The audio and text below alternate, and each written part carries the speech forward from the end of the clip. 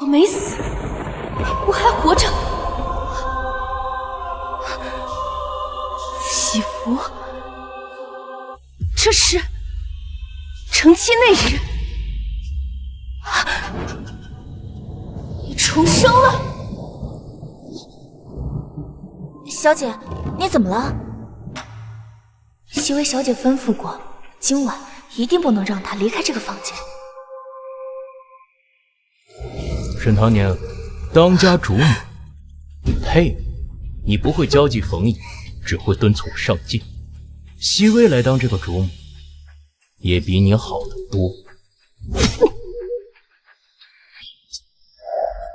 池景玉，若不是我日夜督促你考取公母，你怎会风光高中，家宅安宁？既然你想娶我那个无能的庶妹，那我便成全你。我倒要看看没了我，你能过得有多风光。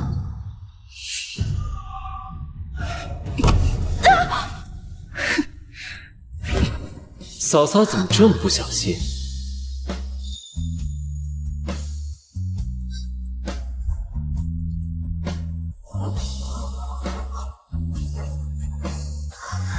这是迟燕。嫂嫂，抱着我还舒服吗？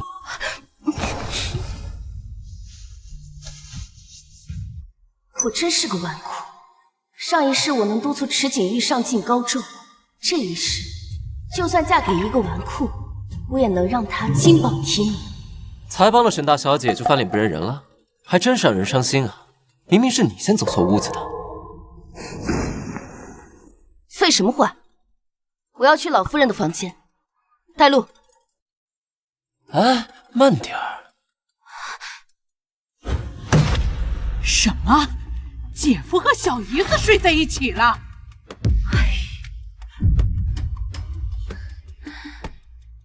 正因如此，唐宁才想请老夫人主持公道。天哪！我这个未来嫂子不仅力气大，原来演技也这么好，看来大哥有福了。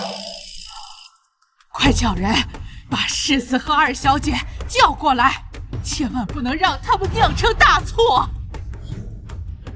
回禀老夫人，世子已经洞房了。什么？已经洞房了？这大哥真是糊涂，这新婚之夜怎么能跟别的女人厮混？怎么会这样？我未来父亲竟然和我妹妹……哎呀，唐宁啊，你放心，我一定让景玉给你一个交代。沈大小姐想要我交代什么？沈大小姐，不好意思，但我和虚薇已经有了肌肤之亲，我要娶她。长姐，都是我不好。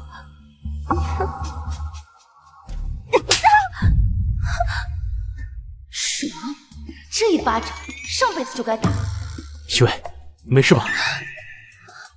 沈唐宁，你疯了！赶紧给虚薇道歉，要不然我让你……这巴掌要是打在我的脸上，得有多疼！还好不是我夫人。祖母，你看到了吗？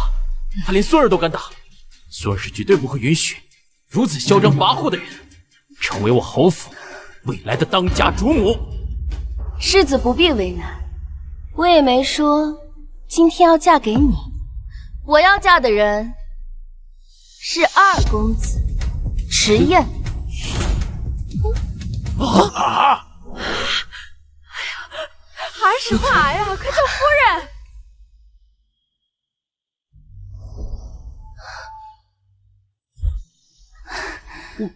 我也没同意啊。你同不同意重要吗？哎，唐宁啊，等结婚以后，这小子要是不听话，我帮你揍他。对对对，我们阿燕呀，能娶上你是她的福分，以后我们二房你说了算。来，把这镯子戴上，以后呀，你就是阿燕唯一的正妻。啊！看个戏竟然还白捡了个媳妇儿。多谢父亲母亲。沈唐宁因为一时之气嫁给我这个纨绔，万一以后后悔了，不会抛弃我吗？从当家主母变成纨绔夫人，有什么可开心的？沈唐宁，你这辈子算是完了。不劳妹妹费心，迟燕已经答应我了，从今日起，她会奋苦读书，并且在今年秋闱中取得前3甲。啊？有这事吗？夫君说是的。我什么时候说了？姐姐，你怕是对迟二公子不太了解吧？他生性爱玩，最讨厌读书了。我的夫君如何，我自己会看，不必由外人评论。原来结了婚，有人护着，是这种感觉。二弟，你若不想读，便可以不读，大家也都了解你。当然，大哥也绝不允许任何人逼迫你做你不想做的事。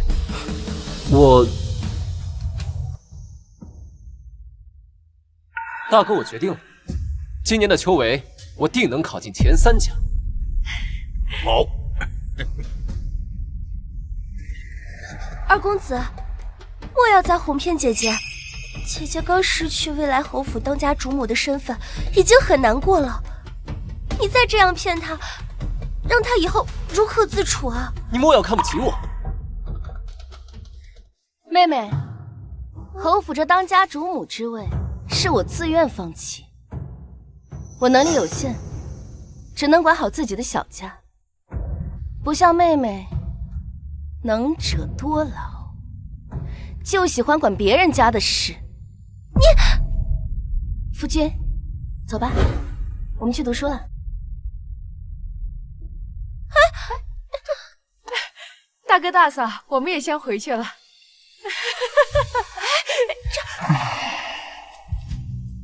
时候不早了，我们也告退了。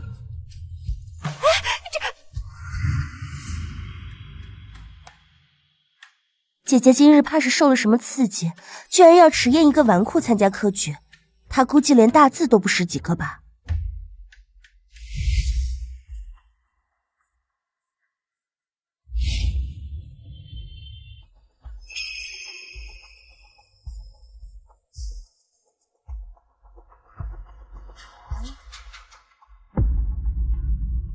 哇，这诗居然写得这么好！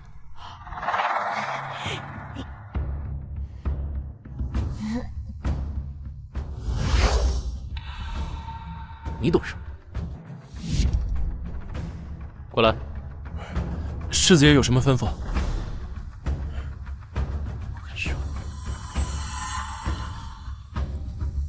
奴才遵命。迟燕，你从小就比我聪明，就连我如今被父亲器重，也是因为当初拿了你的实力。既然你不好好做你的纨绔，那就别怪我不念及兄弟手足之情了。早知道读书这么累，我昨天就不应该脑袋一热答应盛唐要读书科举，现在大话都说出去了，真是骑虎难下。二少爷，二少爷，今天保罗来了个稀罕宝贝，你要不要去看看？稀罕宝贝啊？不去了，我这溜出去，夫人又该生气了。少爷有所不知，听说这宝贝叫昆山玉，百年难得一见，稀罕得很。您放心去，小的在这儿给少爷守着，保证夫人不会发现。那还等什么？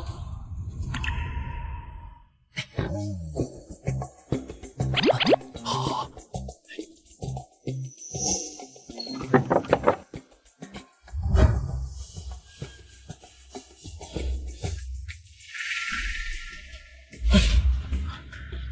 少爷呢？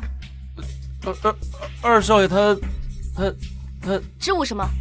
有话直说。怎么，我二房主母的身份还命令不了你呢？哎，二少爷听说保罗有昆山玉，过去瞧稀罕了。什么？前世迟燕就是被算计，和三皇子抢夺昆山玉，结果惹怒了皇家，没能活过25岁。不行，我得去救他。迟燕，我听说这个昆山玉可是千年难遇的神玉，我今天特地带你过来一饱眼福，你可别说兄弟我不讲义气。这世上当真有这么难得一见的珍品？要是买下来送给夫人，她肯定就不会怪我偷跑出来了。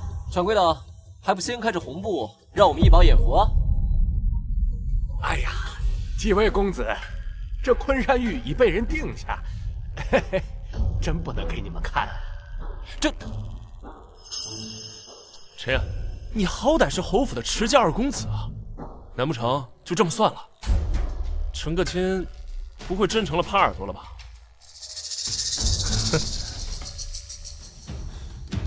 掌柜的，不让看，那总能买吧？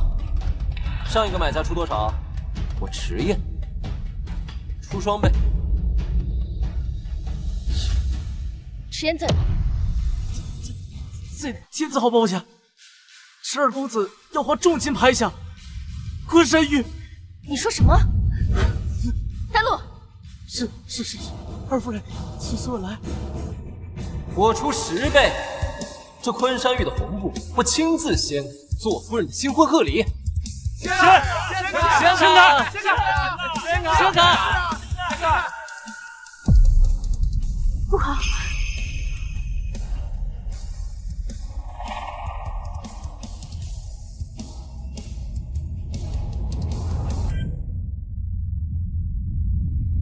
为了一块石头一掷千金，二公子好大的手笔！夫人，夫人，你别误会啊。石爷，你别怂啊！男人在外花点钱怎么了？拿出咱男人的气势来！夫人，你听我解释，我买这块玉是想送给你当新婚礼物。然后呢？我不应该在夫人不在的时候偷偷翻墙出去玩。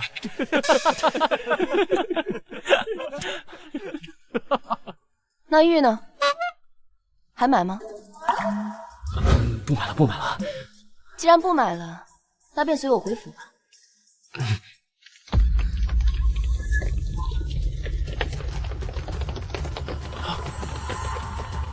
三皇子到！糟了，三皇子这个时候来，定是知道了迟燕夺宝一事。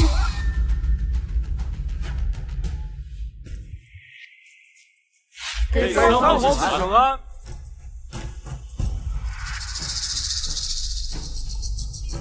听说你抢了我的昆山玉，二弟啊，二伯母对你寻常宠爱有加，要什么给什么。可是如果是寻常物件的话也就算了，可却是三皇子的东西，是断不能抢的。快，还给三皇子！我什么昆山玉啊？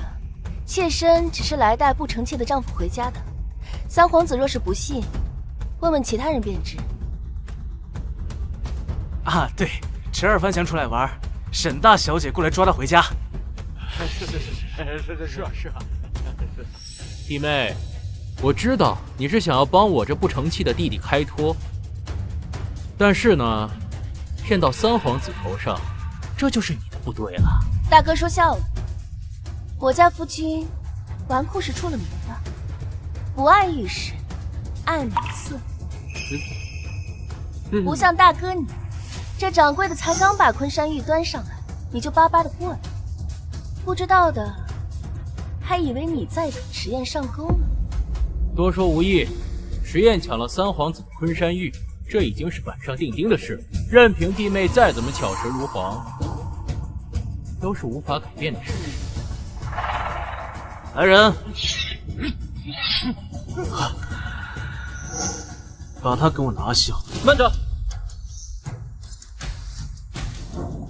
你这么急干什么？这事情都没弄明白。你们要的昆山玉，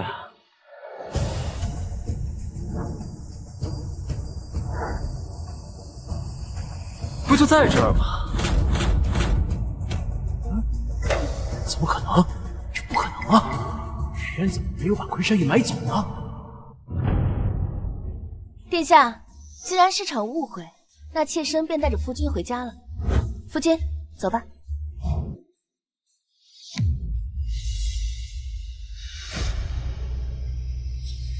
你敢耍我！殿下，我也不知道这是怎么。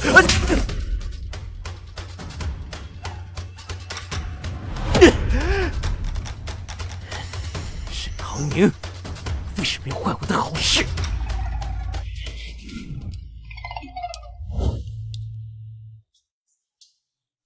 做什么？夫人，别不理我嘛！我知道错了。这会儿倒是知错了。刚才我看夫君在宝楼玩得很是尽兴。没有，夫人，我错了，我一定不会有下一次，你就原谅我。想让我原谅你，也不是不可以，但得答应我一件事情。夫人，你说，无论什么事，我一定做到。无论什么事，一定做到。好。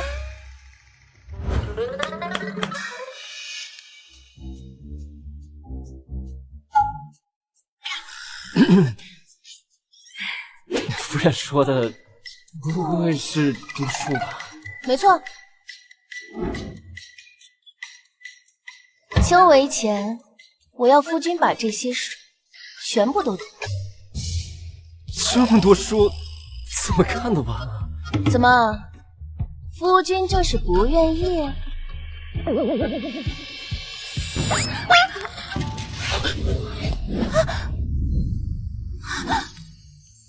与我的夜幕风晴空，与你黎明中谈花酒，与我四季与你今生，与流年去匆匆，与你花间盛放。夫人急什么？一言既出，驷马难追。只要能让夫人宽心，我一定好好读书。还是唐宁有手段，这个儿媳妇儿还真是娶对了。你好好读书，别忘了明天归宁。看来娶个媳妇儿也挺不错的。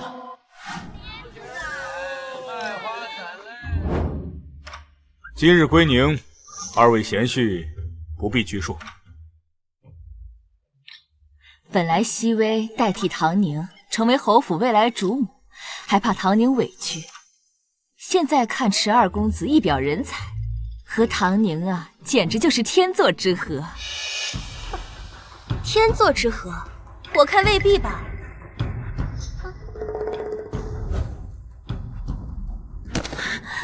奴婢要告发大小姐私通，跪来内院。该来的果然来了。沈熹微，前世你便算计我与人私通，待会儿你就等着看我怎么反击你吧。秦嬷嬷，想办法让沈熹微拿到这封信，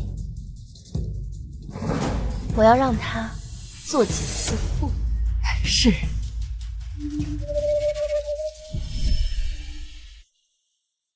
看夫人胸有成竹的样子，应该是早有准备。放肆！今天是什么场合？丫鬟也敢信口雌黄！来人，把她给我拖出去！爹，你这样处置，别人会以为你故意偏袒张姐，倒不如就让这丫鬟把话说清楚，也好不给姐夫留下误会。清者自清，我相信张姐绝对不会做这种事情的。既然妹妹这么说，看来今日这丫鬟是非说不可了。我这也是为了证明长姐的清白呀。熹微说的有理，你说吧。奴婢日日侍奉大小姐，看见大小姐与外男私通，实在不吐不快。这封大小姐亲笔所写的情书就是证据。呈上来。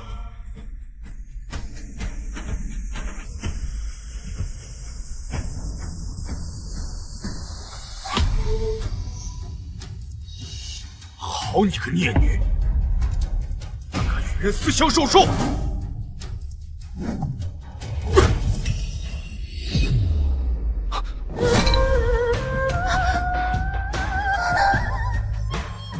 夫人没事。夫君，好烫啊！疼不疼？孽女，你还敢笑？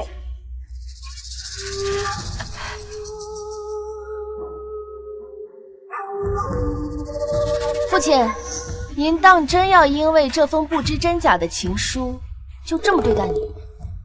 是啊，老爷，这封情书还不知道是谁别有用心伪造的，怎能为此怀疑唐宁，伤了父女情分呢？哼，这白点黑字摆在这儿了，难道我还能冤枉他不成？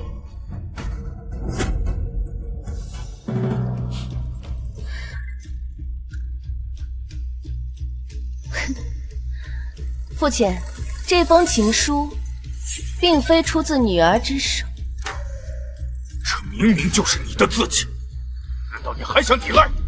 父亲，你应该也知道，女儿平日写信落笔前，定要将这纸张浸入特制花香，这香味可以长达数月。可这一张纸却无半点气味。许是放置时间久了，香味散了。妹妹看都没看过，就知道放置久了。长姐，我就是随口一说，并非疑心你。当然，是妹妹思虑周全，我应该感激你才是。世子博学多才，这墨痕新旧，应该可以辨认。那是当然。你夫君在这儿，需要别人帮忙吗？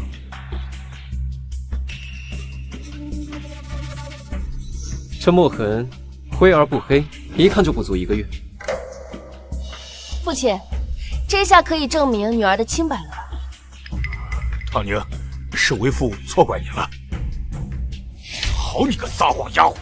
贱婢，胆敢胡言乱语，污蔑主子！来人，乱棍好好打一顿，赶出府去！慢着，放开！璎珞，看来这幕后主使之人已经把你当作弃子。你若现在说实话，我还可以放你一条活路。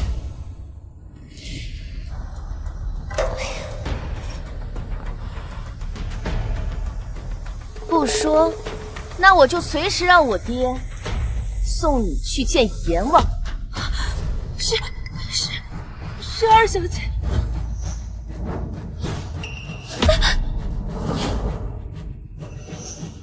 一个丫鬟，不清不楚说什么呢？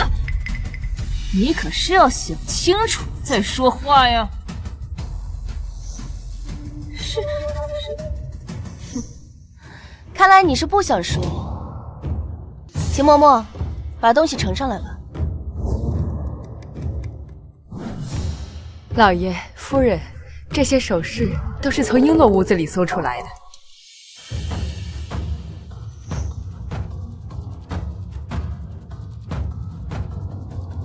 哇，这根簪子可是珍宝阁的镇店之宝，这上面的红宝石品相极佳，没个500两可下不来。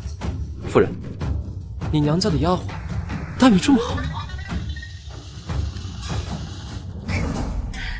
夫君说笑了，这钗子，这丫鬟自然是买不起。不过，我倒是见妹妹簪过，也不知怎么如今就到了这个丫鬟手中。莫不是……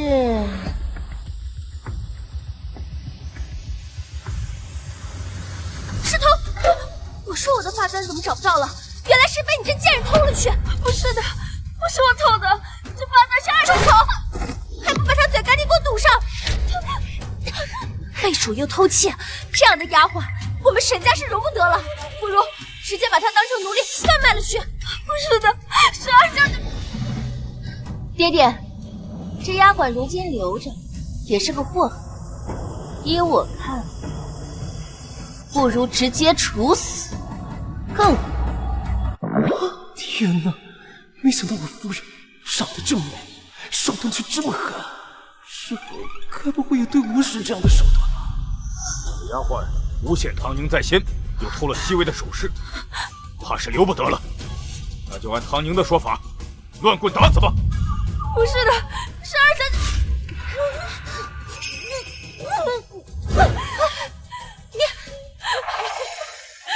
既然我难逃一死，是二小姐，都是二小姐逼迫我再当大小姐的。你竟然用如此肮脏的手段诬陷你长姐，你还真是蛇蝎心肠啊！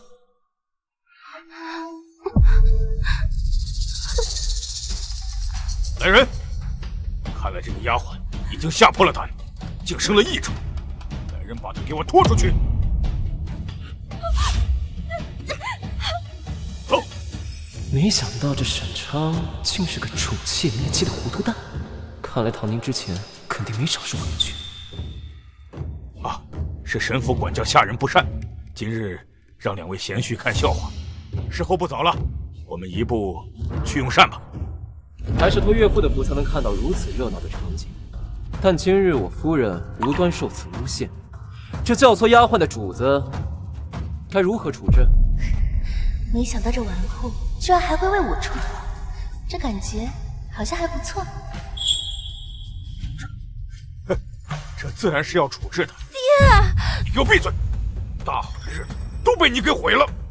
抄3遍家法，给我呈上来。还有方姨娘，教育不严，禁足半月。如此，贤婿可满意呀？当然不满意。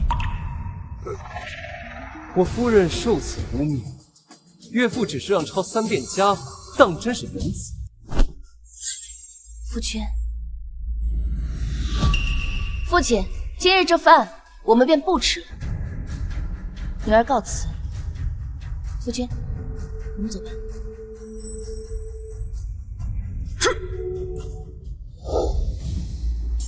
夫人，刚刚岳父分明是纵容他们欺负你，为什么不让我继续替你讨功呢？夫君为我做的，我都看在眼里。这以后有了夫君撑腰，唐宁也可以直着腰板回家了。这点你放心，在纨绔里，你夫君也是出了名的，有我在，没人能欺负你。走吧。走。本来我还担心唐宁嫁给这纨绔二公子，日子会过得艰难。今日一见，看来二人是情投意合呀，我也能放心了。姐姐命好，讨婆母和夫婿欢心，不像我，不讨婆母喜欢，每日还要找婆母晨昏定省。这时辰也不早了，我得赶紧回去了，要不然又要被婆母责罚了。哎呦，可怜的女儿，赶紧回去吧啊！父亲，那3遍家法，快去吧，等闲了抄上，差人送来便是。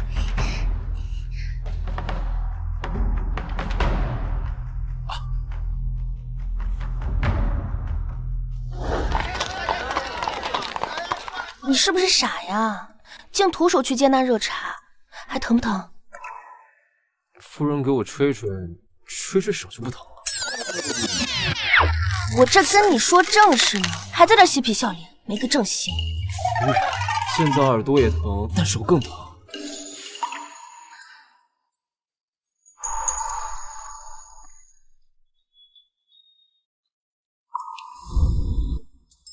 夫人，对不起。夫人没关系，我现在去买点东西，立马回家读书，读书。都已经成了亲，这么害羞干嘛？长姐留步。长姐，爹爹已经责罚了我和母亲，还请长姐与我冰释前嫌。毕竟我们可是亲姐妹啊，而且我还有一件事想请教长姐。冰释前嫌。好啊，那我原谅你便是。有什么事，赶快说吧。我想请教长姐，怎么样能和夫君恩爱，婆母和睦啊！妹妹如今已是世子妃，这哪里是我能评价的事？长姐何必挖苦我？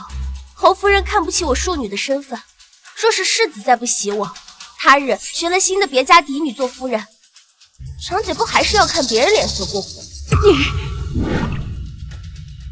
妹妹若真想请教，念在同为姐妹的份上，姐姐便帮你指条明路。长姐请说。妹妹，你不妨指望自己肚子争点气，一举得男，为世子诞下长子。若这还是唯一的儿子，那就更好。长姐的话，熹微听不明白。玉珠，我们走。我随便说说的，妹妹随便听听就是。至于采不采纳，不关我的事。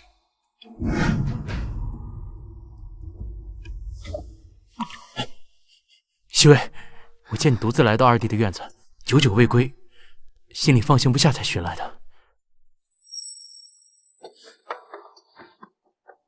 怎么一脸失魂落魄的样子？有人欺负你？没有的事儿。长姐心里还怨我，这怨你不是应该的吗？啊！我夫人被你这般构陷，她不怨你，难道还要谢谢你？二弟，怎么和你嫂子说话？大哥是不是记错了？这侯夫人从来没认同过她侯府夫人的身份。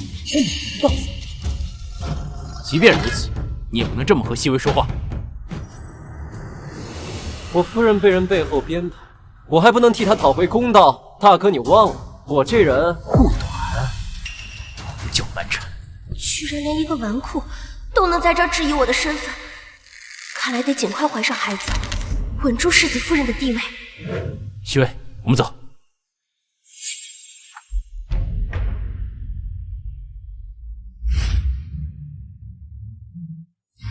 一会儿迟燕回来，就可以直接温书了。夫人，我特意给你买了居酒王，68场比赛，从未败绩。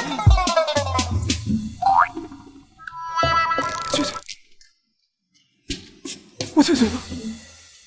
夫君，你在找什么？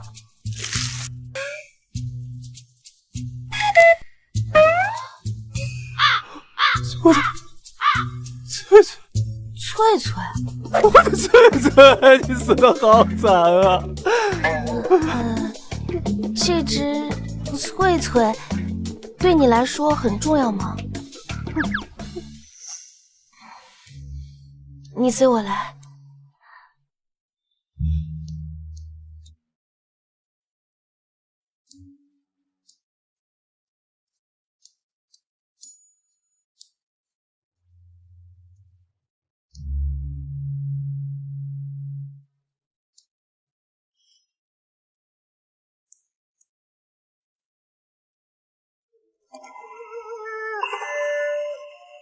夫人，不嫌我玩物丧志吗？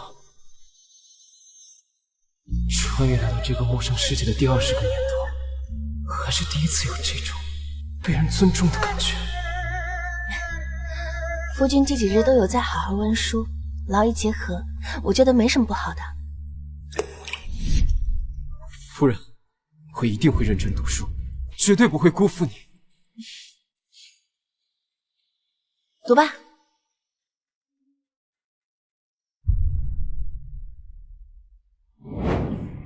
夫人，二小姐，大小姐，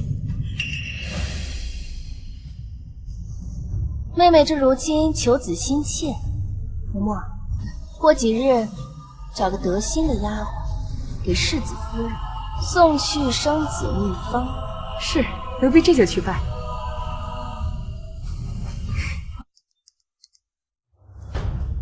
玉珠，生子秘方找到了吗？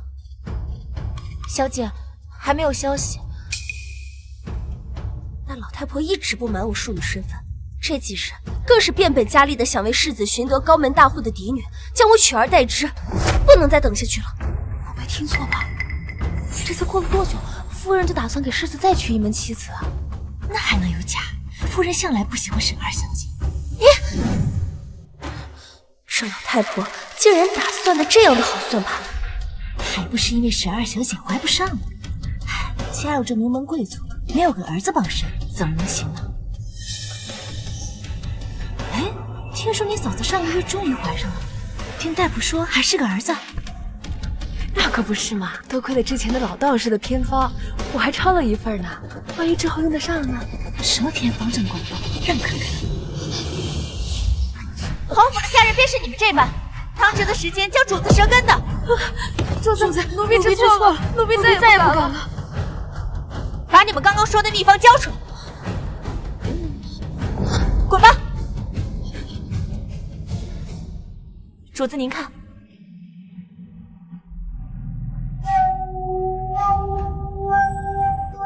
找个大夫验一下这个方子的真假。若真的如此灵验，一定要见死，一举不难。是。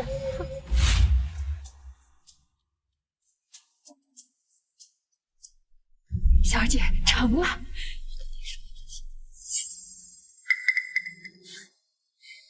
让他只管去验，我们这方子只真不假，我们就等着他有孕的好消息吧。好。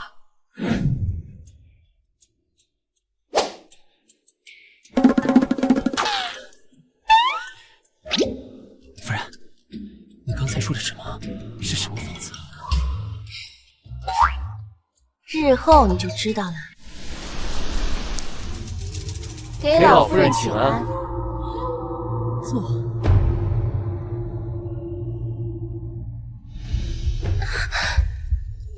西薇，你这是怎么了？身体不舒服吗？只是近日来时常有些头晕罢了，世子不必担心。看来这偏方确实有效，今日我倒可以助她一臂之力。妹妹这模样，倒是和姨娘怀孕时很像，莫不是？西薇，难道有喜了？西薇不敢断言。哼，刚成亲不足1个月，怎么可能有身孕？身子不爽啊，就在院子里待着，少去外面走动。母亲，西薇近日身体确实欠养，我这才差了府医随行。你若不信，可以派张大夫过来一探便知。不必如此负责。我怎么苛责他了？你真是猪油蒙了心。张大夫，夫人，去瞧瞧他到底什么毛病。是。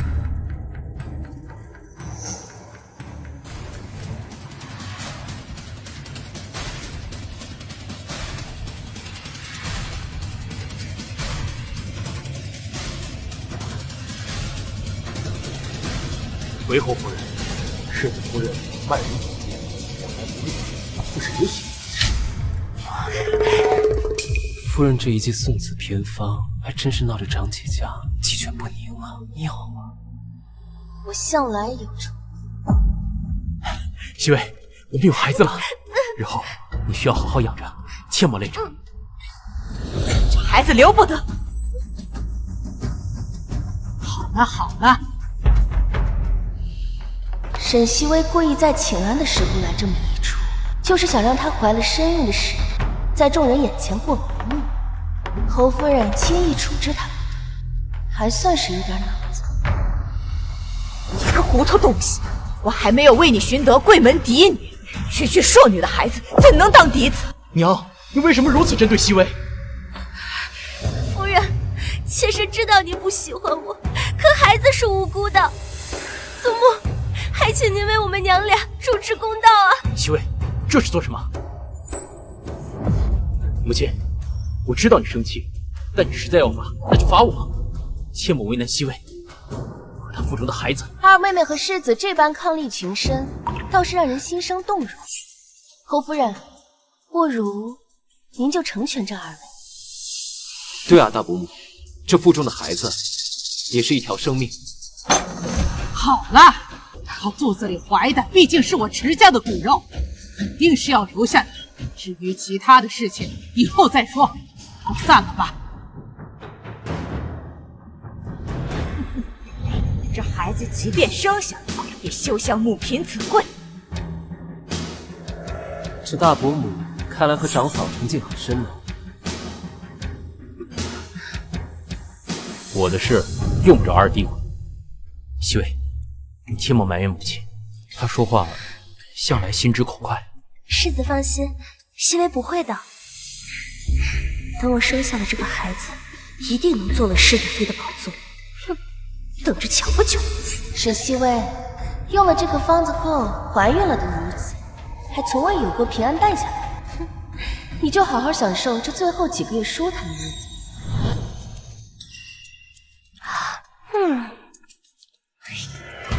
我就说这孩子留不了，你看你给我娶了什么好媳妇？接着肚子里的孩子都要上天了，真是不当家不知道这府里银子是哗哗的流。娘，咱家的银子不一直都是二伯母补贴的吧？再要点。你说的轻巧，找二房呀！你让我这老脸王大哥……娘，放心吧，这事情就交给我去办。母亲身体今日可好？挺好，尝尝这茶。这茶呀，二夫人，王管家，还没到支银子的日子，你怎么又来了？回二夫人的话，中宫银子吃得紧，世子便派我来，暂向您支出一些。我上个月刚支了一笔银子，这还不到1个月就花完了。哎呀，二夫人您这是，您又不是不知道，府里现在多了位小主子，老夫人早先放了话，一切先紧着那边，这开支可不就大了起来了吗？吃的、穿的、用的，哪样不都得花银子？我补贴宫中的银子都是花在侯府上，如今大房儿媳怀了身孕，也要算在我头上。这母亲一直被大房压一头，只有让她体会到硬气带来的好处，才好成为我坚实的后盾，而非累赘。算了，多一事不如少一事。来人，等等，王管家，这是来向我母亲讨银子，侯府居然落魄成这样。二少夫人有所不知，侯府历来都是如此，在您尚未嫁过来之前便有了这样的传统，更何况此事二夫人是同意的。历来如此，便是对的吗？我还从未听说过哪个高门大户家的开销是出自儿媳的嫁妆。唐宁，王管家不是这个意思。王管家以后不用来了，从今天开始，我们二房不会再补贴宫中，也麻烦王管家回去转告一下。若是管不好家，我们愿意帮忙管家。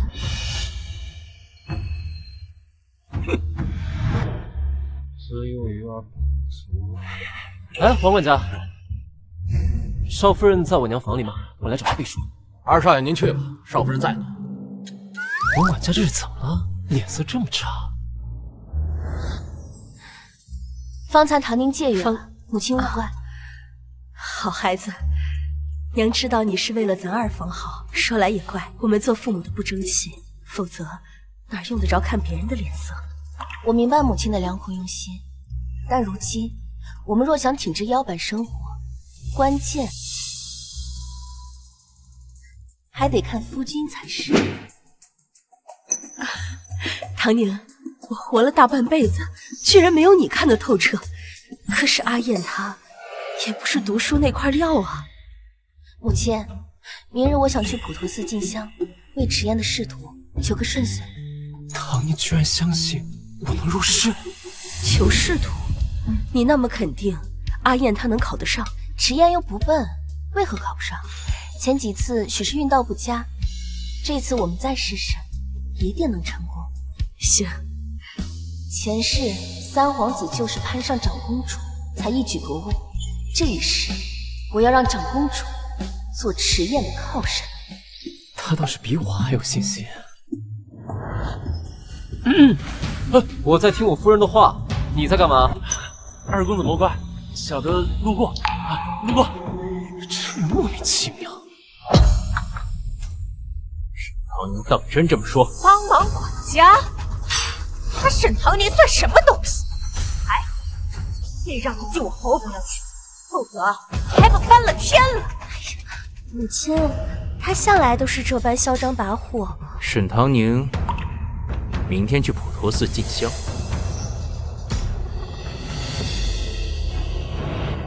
安排几个人给他一份教训。记住，将人掳走以后，切莫伤着，切莫将事情闹大，明白吗？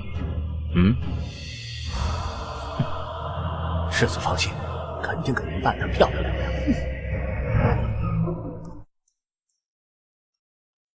我记得前世今日长公主会秘密来此上香，一会儿我一定要想办法拉拢她才行。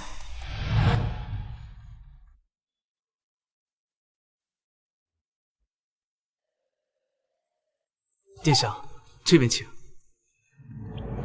夫人，这棵树好是气派。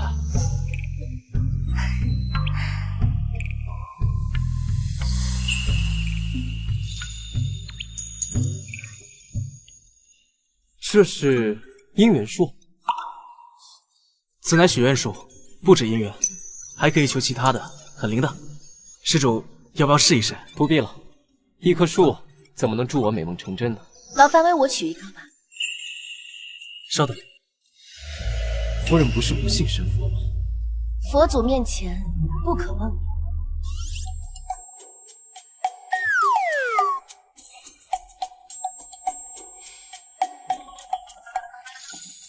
心诚则灵。那夫人要许什么心愿？愿惦念之人顺遂如愿，愿迟燕长命百岁，岁岁平安。夫人怎么还加上我的名字了？莫不是凑字数？是啊，不然瞧着空落落的，多难看。那夫人不得写上高中之事？夫人最惦记的不就是这事儿？一次许2个愿望，那多贪心啊！万一佛祖不乐意怎么办？夫人放心，高中之事不必求佛祖，我会为夫人实现的。施主，请前往禅房，请。迟燕，你在此处等我，我去就回。好，迟燕就在这等你。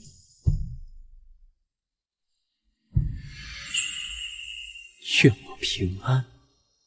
原来这就是被人惦念的感觉。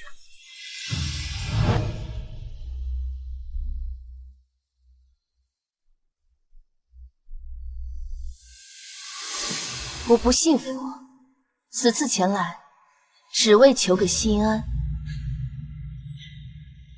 属于我的，我会亲手去争取；复古，我一定会让他付出代价。今朝隐忍蛰伏，只待他日潜龙在天。沈家女，你好大的胆子，敢在本宫面前耍心！殿下恕罪，传言长公主的性格难以琢磨，今日一见，果真如此。不过为了二房一家的今后，一定要拉拢长公主，帮助太子夺嫡，以免三皇子上位后，池景玉鸡犬升天，对迟燕下手。唐宁此次前来，是为了太子殿下。太子殿下在北疆征战数年，劳苦功高，此次回京，理应加赏封爵。唐宁恳请殿下，如果不站在太子这边，也请不要站在太子殿下的对立面。哦，你的意思是，太子满身功勋，班师回朝，皇上不仅没有赏赐，还将其幽禁半年，是他的对立面。三皇子搞的鬼。殿下聪慧过人，自有决断。唐宁只知太子殿下文韬武略，深得人心，其余唐宁不敢问。大逆不道的话都让你说遍了，这会儿又说不敢妄言了。本宫喜欢你的演技，女子有此魄力，的确少见。唐宁的荣幸。沈唐宁，你既想让本宫听信于你，帮太子夺嫡，就让本宫瞧瞧你的能耐。去吧。看看我的能耐，难道长公主不愿帮助太子，而是想让我来帮太子夺嫡？总之，如若长公主能帮助太子夺嫡，池景玉失去了三皇子的依仗，便无法对迟延下手。如若迟延能够逃过死劫，二房便能得以延续。我也算没有白来一世。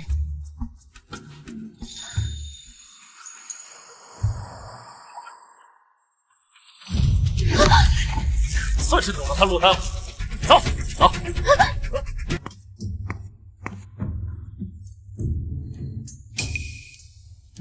哎，师傅，有没有见一个穿碧色裙衫前来祭拜的女子？施主，那位夫人方才已经走了。唐宁让我等她，绝对不会招呼都不打一声就自己离开。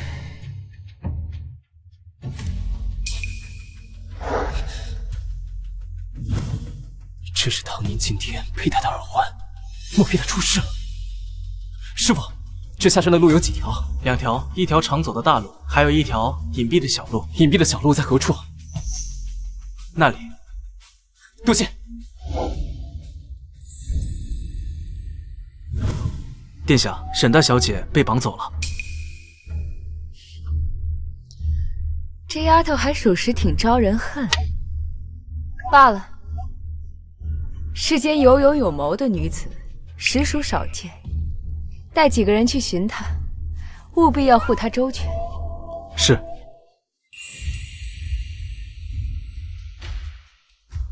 大哥，到底咱们把那小娘子带到哪里去啊？那先王的管家说了，咱只是吓唬吓唬他，明天一早咱就把人给他送回去吧。王管家果然是大方，为母亲驳了面子，所以拿我开导。那要不咱们就把他带到前面的山洞里。走。站住！你们要带我夫人去哪儿？是迟燕，迟燕，我在这儿呢！你这傻小子，不会是自己来的吧？夫人放心，我带了帮手。你们是谁？别管闲事，快走开！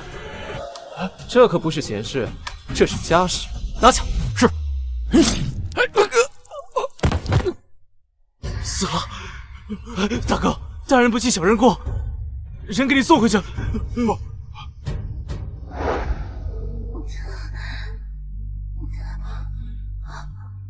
夫人没事，放心吧。迟燕，这些人是谁？沈小姐，属下听从长公主吩咐，前来护您周全。长公主？长公主如何得知我被绑架了？当然是机智过人的夫君我，问路的时候被殿下听到。夫人注意，这一脚会很帅。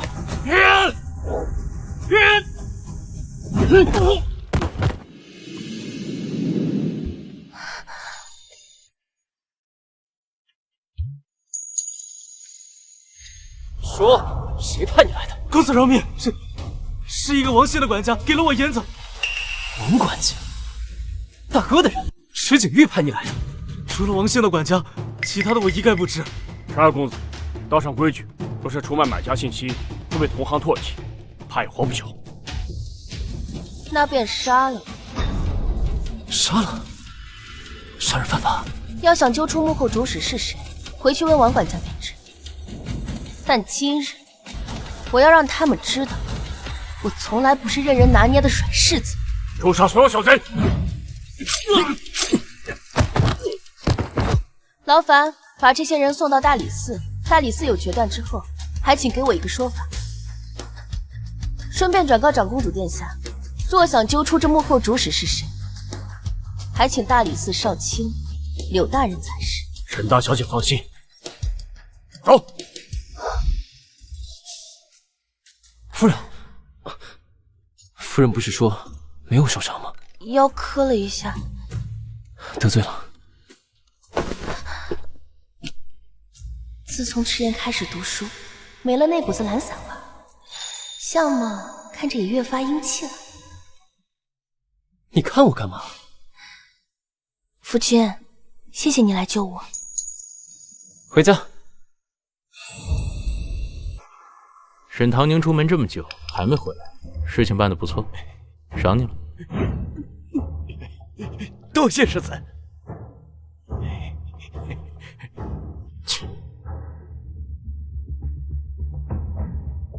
等柳大人到了，我看你们如何狡辩。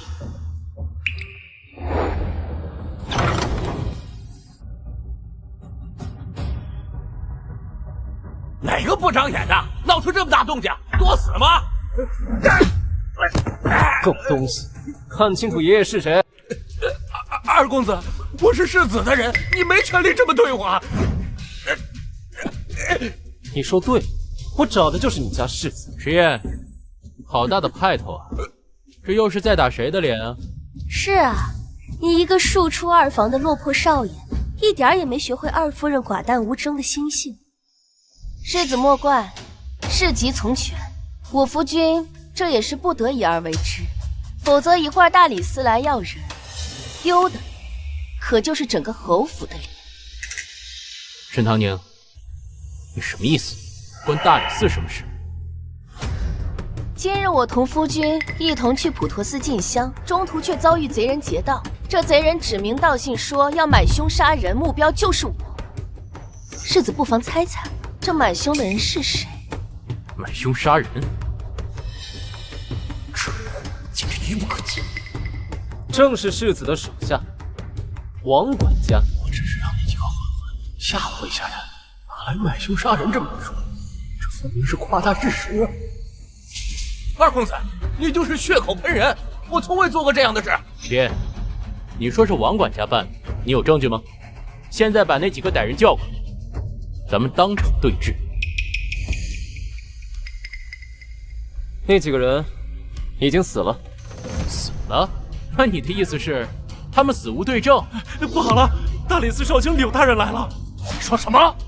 此事都弄到大理寺去了？柳大人前来，有没有说此行是为了什么？柳大人，我此番前来，乃是受长公主之托，带王府回大理寺调查。王管家，好大的胆子！说，这个狗东西，到底是谁指使的你？侯爷，侯爷明鉴，小人冤枉啊！今日长公主与贵府二少夫人一见如故，便叙了会儿话。谁料分别之后，二少夫人竟然在普陀寺内被人挟持，还好遇上了长公主的侍卫，侍卫将人带回大理寺，说贼人生前亲口承认，是收了侯府王管家的银子办事。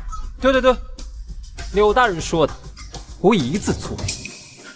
柳大人，原来确有此事，我侯府断然不能留这种穷凶极恶之徒，还请柳大人依法办事。石头，我说我的发簪怎么找不到？原来是被你这贱婢偷了去。事情败露，便不论分说，舍弃棋子，撇清关系。不愧是睡一张床的一对贱男贱女。柳大人，人本侯就交给你处置了。侯爷放心，下官定然尽心尽力。此事因我而起，还望大人莫要声张，否则这传出去，丢的还是侯府的脸面。二少夫人放心，下官今日来侯府，只是向侯爷讨杯茶喝。多谢刘大人，带走。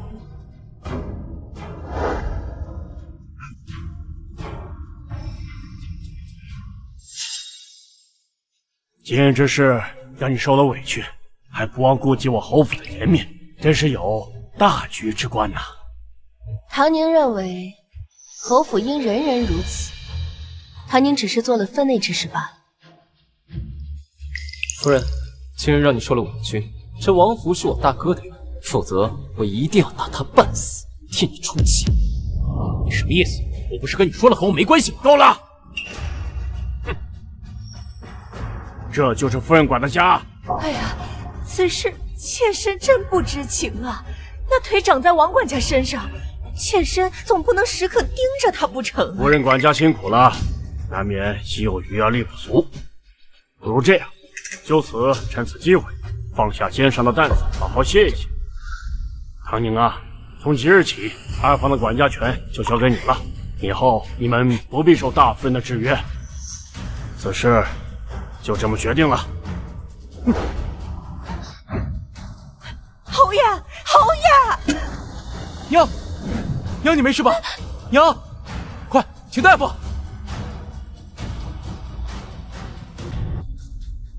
没想到这沈唐宁就如此手段，能把长公主搬过来做人证，还闹到了大理寺。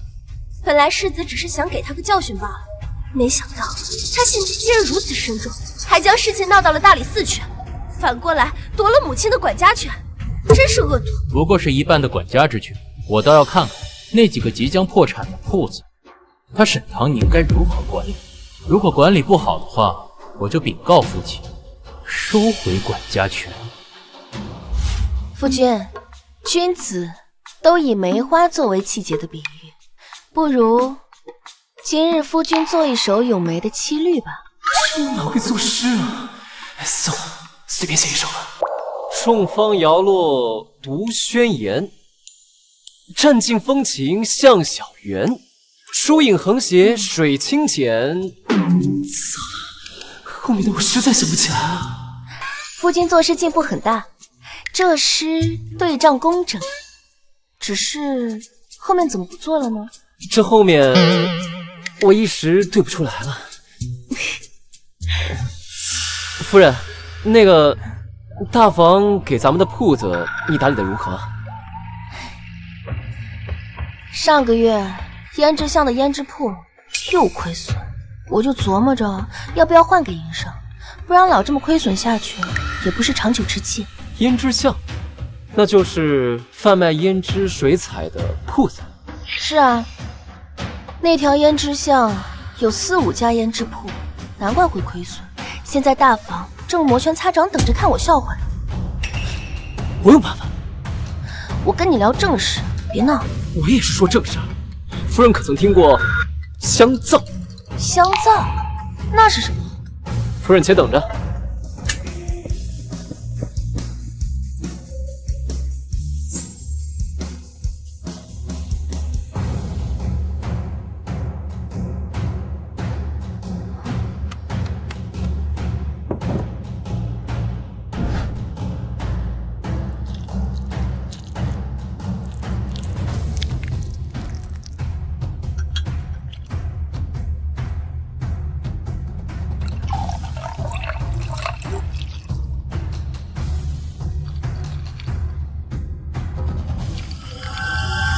做这些事情的他，与平日截然不同啊！这副纨绔子弟的皮囊，究竟藏着什么样的灵魂？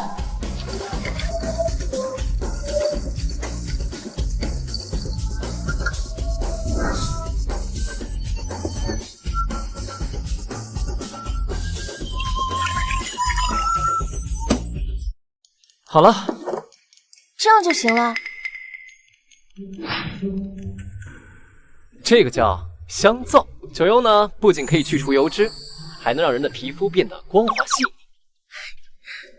有这等神奇的功效，夫君莫不是在骗我吧？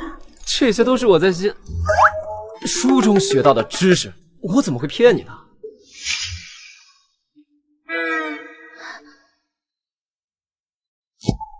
这又是什么？这个叫口脂，是专门做给你的。那夫君为我梳妆吧。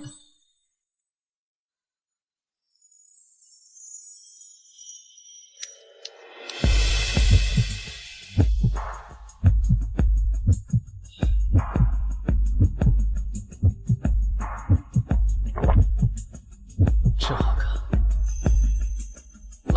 我是说这口脂颜色好看。当然，我夫人最好看。夫人，那既然我们现在有了这么多新产品，不如我们把包装也做一些改动。我倒是有一个法子，不知可行不可行。假设这口脂有多种颜色，如若凑齐其中3种颜色，便可任意挑选一种同等价格的商品。抽奖？等等，集合好友，盲盒是不是也得安排上？夫人，我们还可以将不同规格的口脂放在未经标注的包装里，让顾客随意去挑选。它集齐了所有规格的口脂，就可以兑换限定隐藏款的口脂。限定款？这种法子倒是从没听说过。我们铺子现在有了这些，生意一定会兴隆的。这是家什么店啊？桃花坞，听着倒是不错。它应该是家卖胭脂的吧？新店开张，还请诸位赏脸捧个场。开张前3日，铺内所有东西均折本售之，不满意7日之内可以免费退，免费退。这合适的，去看看去。你说我们这些新奇的方式，客人能接受吗？放心吧。慢点儿，慢走，慢走，慢走啊！今日我们店铺的生意这么火爆，订单都排到下个月了，真没想到夫君还有经商的天赋呢。只有这个时候，我才觉得唐宁，她带着这个年纪的鲜活。你笑什么？夫人累了这么些天，应该好好放松放松。这是做什么？给你揉肩啊。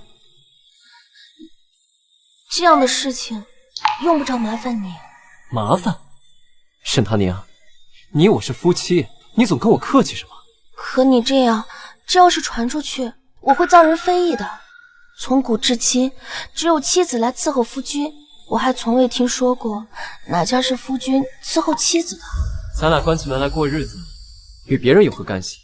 再说了，这夫妻本应该相互扶持，你来我往，方能长久。若只是一方一味的付出，那再浓的感情也会变淡。你说的对，我真没想到你能这样想，有这样灵光的脑袋，读书也一定能成。夫人就只想到读书了。这次店铺重新开张，这么漂亮的翻身仗，不应该奖励我一下？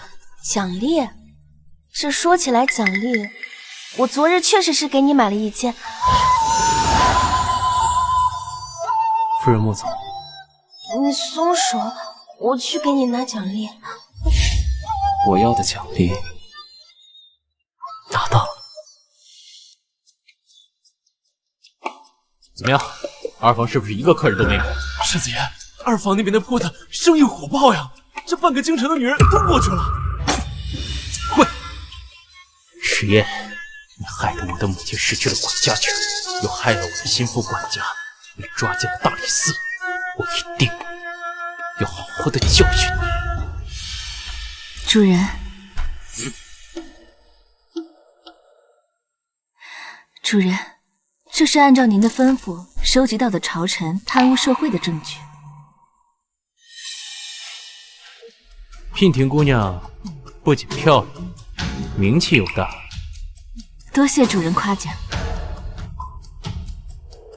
我要你再帮我做最后一件事，我要让石燕这辈子都爬不起来。疏影横斜，水清浅的下一句是，我这高中学的早就忘了，早就还给老师了。疏影横斜，水清浅，想起来了，暗香浮动，月黄昏。再下一句是，少爷，少爷，七公子和唐公子他们找您去酒楼吃饭。不去，我在想诗呢。少爷，你已经很久没和唐公子他们出门了，朋友不联系，感情就淡了。再说，少夫人整日操劳那么辛苦，你就不打算买点什么犒劳她吗？你说的对啊，她为我付出这么多，我是得表示表示。夫人，我出去一趟，去就回，回来给你惊喜。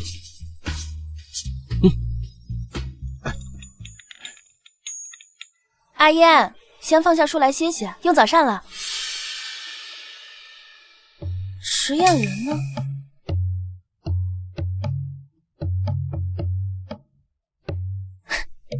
惊喜，还是小孩子心性。疏影横斜，水清浅，暗香浮动，月黄昏。好诗啊！也是，阿燕最近读书这么刻苦，进步也很大。是该出去放松放松。少夫人，大事不好了，少爷他被大理寺的人给抓走了。八两，到底发生什么事情了？他们说少爷他杀人了。你说什么？不对，公子没杀娉婷姑娘，人肯定不是他杀的。到底发生什么事了？听说今日娉婷姑娘要在长乐坊献舞，季公子和唐公子他们提议要去瞧瞧，二公子本不乐意的，但又不好扫了他们二人的兴致。哎，说好出来吃个饭，怎么吃到这儿来了？哎呀，机会难得嘛，快走啊！哎，那说好，我们边看边吃，吃完还要回去读书呢。读什么书？因为当时门票太贵，小人就没跟随公子一起进去。不过后来大理寺来人说，公子贪图娉婷姑娘美色，醉酒强迫。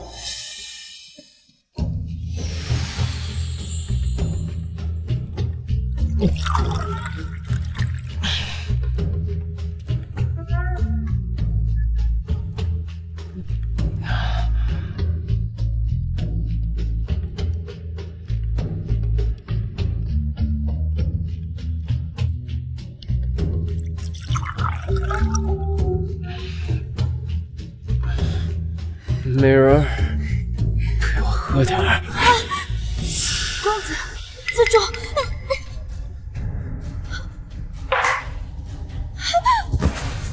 别过来，别过来！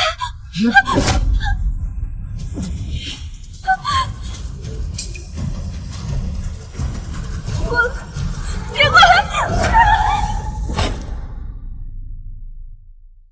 啊，这什么情况？这是？不好了！娉婷姑娘坠楼了！再后来，娉婷姑娘坠楼，大理寺的人又说公子行凶，便把公子带走了。不过我后面打听到，没有一个人看到公子亲手推娉婷姑娘下楼。那季无涯和唐旭呢？据说事发的时候，季公子和唐公子并没有和公子在一起。少夫人，你要相信公子啊！且不说他酒量极好，轻易不会喝醉，就算是喝醉了，那也只会抱着只公鸡睡上一宿，绝对不可能干出如此丧心病狂的事啊！你说你家公子酒量极好？对啊，这件事怕是冲着迟阳来的。八两，这件事情先瞒着老爷和夫人，你去准备些御寒的衣物。今夜我去大牢看望公子，这件事我要亲自问个明白。是，小的这就去准备。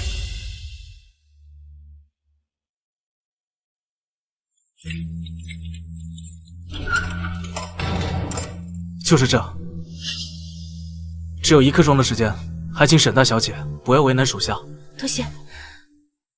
迟燕，夫人，你怎么来了？他们可有对你用刑？没有，夫人，我没杀人，更没做那种事。我相信你，夫君。夫人，你真的信我吗？你与那娉婷姑娘又无冤无仇，你又何苦为难她？夫人告诫我，在外不能惹事，我都一一记得。今日吃酒，我也只是吃了2杯。我知道夫君委屈，可今日时间有限，你要把你知道的全都告诉我，尤其是事发前、事发后，你记得的、不记得的，都要努力回忆。夫人，我感觉我喝醉了。感觉？可你方才不是说你只喝了2杯酒吗？八两说你酒量很好的呀。是啊，但这2杯下肚，感觉脑子昏昏沉沉，总之这种感觉很是不对劲。难道迟延被人下药了？夫人，我真是想不通，我从没见过那什么娉婷姑娘与她无怨无仇，她为什么要自己跳楼陷害我？有些时候你不去招惹别人，别人也会主动来招惹你。他们要害你，不是因为你做错了什么，而是因为他们的恶。夫人，那我该怎么办呢？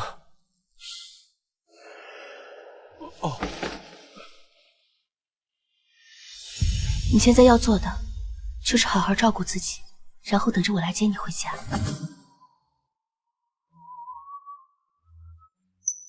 那日你在普陀寺遭人绑架，丢了耳环，我买了副新的，很想在生辰之日给你，但现在怕是出不去了。夫君，你不必担心。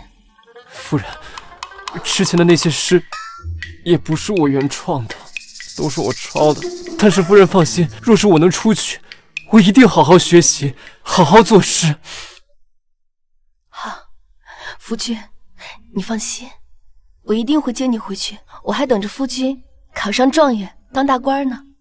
小姐，快随我回府。老夫人听说二公子入狱，雷霆大怒，说把二公子赶出侯府。你说什么？沈大小姐，时间到了。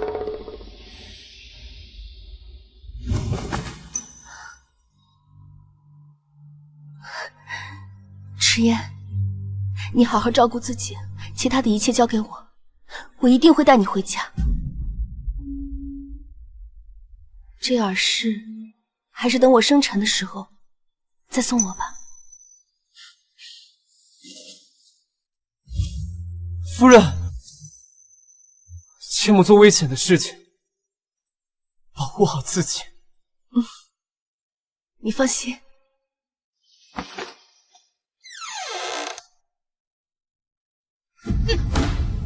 老二家的，这就是你教的好孩子。平日里斗鸡走狗，不务正业，不咬咬牙还能睁一只眼闭一只眼，可如今他居然沾了人命官司。迟燕竟然杀了人，哎呀，真是罪过！混账！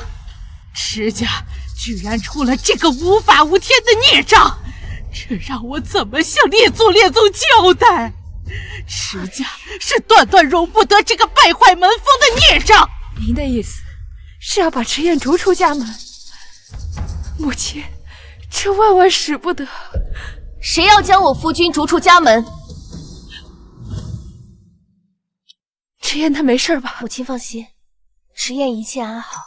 好啊，原来你早就知晓此事，知晓却不上报，难不成你想让迟家明日沦为整个燕城的笑柄？弟妹，迟燕闯下这样的大祸，你竟然想替她瞒天过海，你还把不把侯府放在眼里？祖母，迟燕只是被大理寺请去，前去配合查案，并未定罪。事情是不是她所为，还有待商榷。三人一同吃酒，如今只抓了他一个人，这还不能证明他的嫌疑。事情发展到这个份上，你觉得还有转圜的余地？当然，柳暗花明又一村，事情还未到绝境，怎能轻易下定论？弟妹，我知道你护夫心切，可杀人这事并非是小事，恐怕连我们侯府都要被连累。别的不说，明天我和父亲上朝，就参我们的折子，都够我们吃一壶子。不行，这个逆子必须逐出家门。祖母，我们是一家人，一荣俱荣，一损俱损。遇到这样的事情，不想着解决办法，却在这儿想着撇清关系，这落在外人，乃至皇上也该怎么看？长姐，我知道你救人心切，可是作为晚辈，你也不能公然顶撞老夫人啊。二妹妹倒是关心，先不说我是否是顶撞，若不是当日你我错驾，恐怕这会儿你比我还着急吧？你怎能如此？二妹妹还怀有身子，怀有身孕的人最忌讳思虑过多。我劝你，还是好好回去歇着吧。祖母，还请您顾全大局，为我迟家的长远发展考虑。若是分家之事传到皇上耳朵里，危机面前，血脉至亲相互猜疑，相互残杀，您觉得皇家还如何相信我迟家能尽忠皇家？你迟燕绝不能是顶着罪名被撵出迟家，待时机成熟，我还不屑于你们这一家子狼心狗肺，同住一个屋檐下。祖母，二弟的事情尚未盖棺定论，我们还是等大理寺吧。现在将迟燕逐出家门，确实显得侯府落井下石，失了大家风范。谢世子为夫君说话。迟景玉竟会帮沈唐宁，难不成他对沈唐宁死灰复燃了？唐宁，迟迟延的孩子怎么就着了道呢？母亲，你也是相信迟延是清白的？自己的孩子什么品行，作为父母再清楚不过。他虽然顽劣些，但是他绝对做不出这杀人的勾当。母亲放心吧，我也相信他，清者自清，夫君一定会回来的。今日大理寺少卿柳大人会去娉婷姑娘所在的春风楼查案，我得去看看，一定要找出证据，证明迟延的清白。小姐，你可是要去求柳大人为公子证明清白？嬷嬷，求人不如求己，我要亲自找出证据。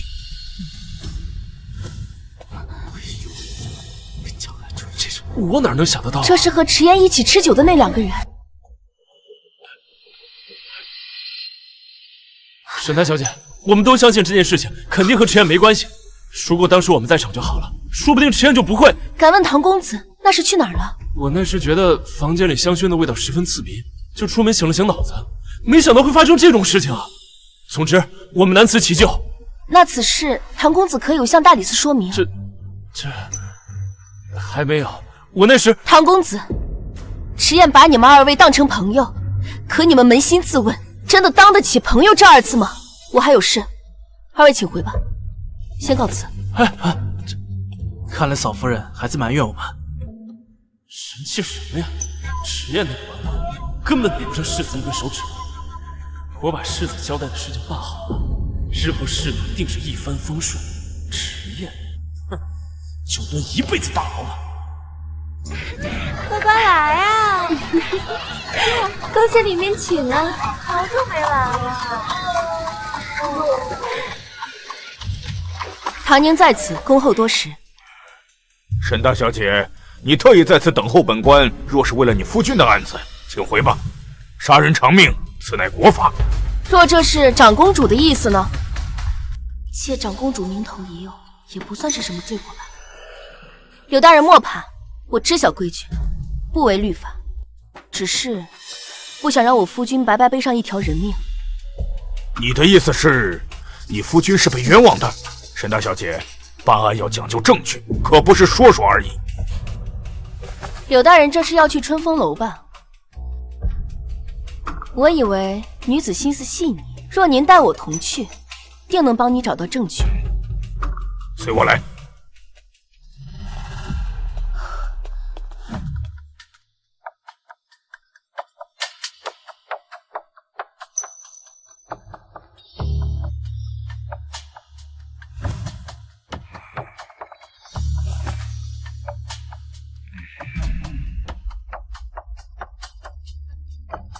看来这娉婷姑娘钟爱兰花。兰花象征品行高洁，不与世俗同流合污，不少文人雅士喜爱以兰自比。她身处这样的境地，妄想从中获得精神寄托，这并不奇怪。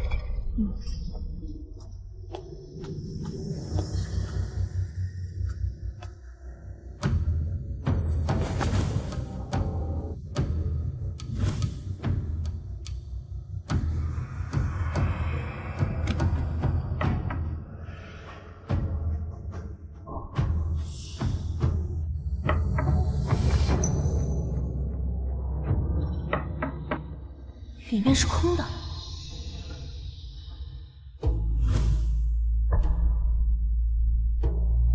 柳大人，你来看看这个。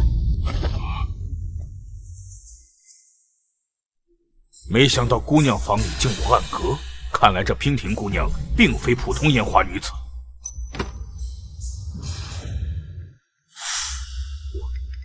这里面均是朝廷命官收受贿赂的记录。难道是娉婷姑娘知道了这些秘密，自知时日无多，迫于无奈，所以自杀？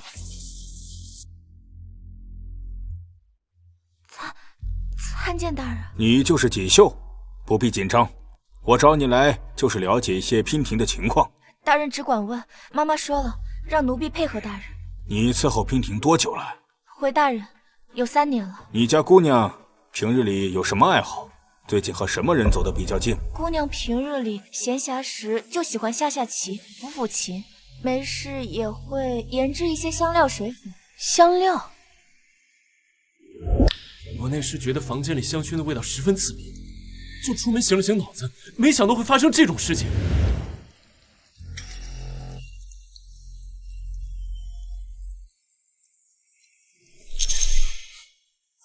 兰香馥郁，味道淡雅而不落俗套，只是这闻久了会让人觉得胸闷。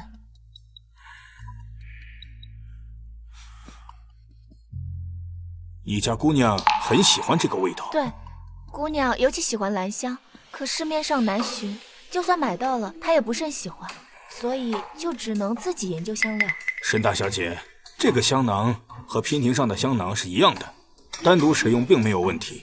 可若与昨日游船上的苏合香混用，却能让人短时间的失去理智，为人操控。什么？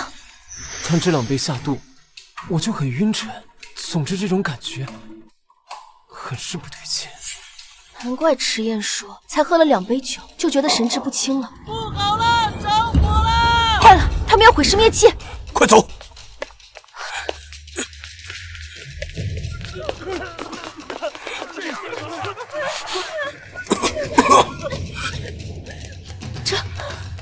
沈小姐，虽然证据被烧毁，但方才我已经看过香囊了。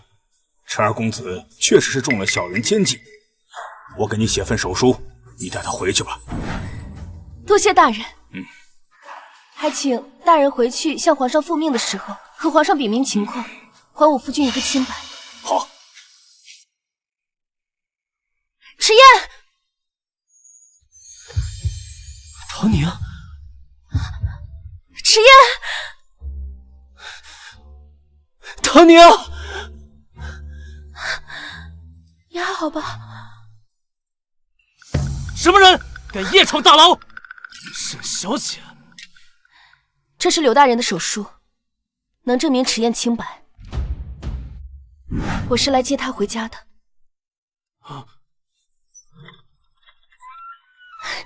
迟燕。我脏。夫人，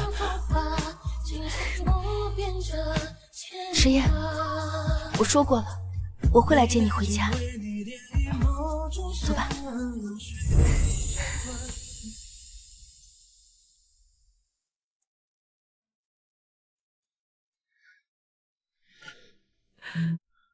娘亲，娘还不信我说的。这不，夫君可不就是回来了？臭小子，你可想死娘了！娘亲，夫君且慢。夫人该不会想抽我吧？我刚从牢狱出来，身子特别虚弱，我可经不起这般打啊，夫人。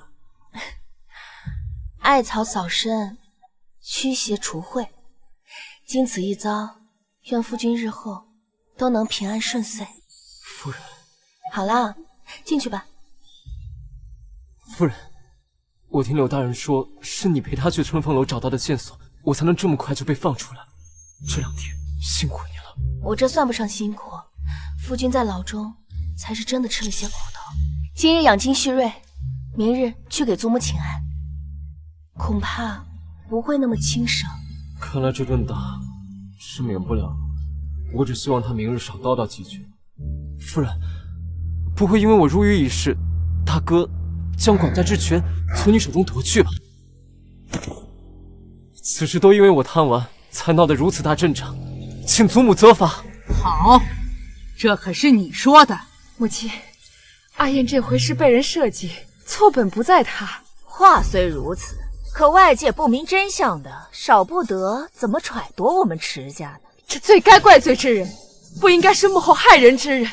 听长嫂这意思，我儿子受了无妄之灾，这反倒成了他的错。弟妹莫要动气。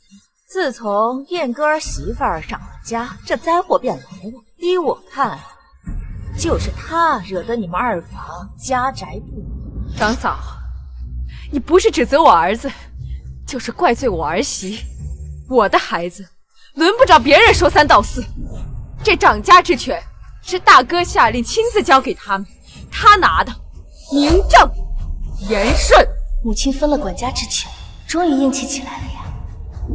母亲，切莫要动气，身子重要。孩儿，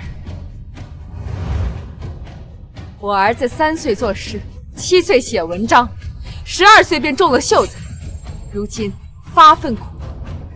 秋闱，他一定考得上解元。你们凭什么看不起我儿子？娘，你这是……阿言，你要相信夫君，我也相信你。二弟如今暂时被放出来，身上还背着杀人的案底，到时候连参加科举考试的资格都没有，还解元？我看也是，入了牢狱，抹黑侯府。来人，请家法。今天我就让这混小子好好长长记性。纵然不是亲族人，可绝情到这个份上，也是罕见的。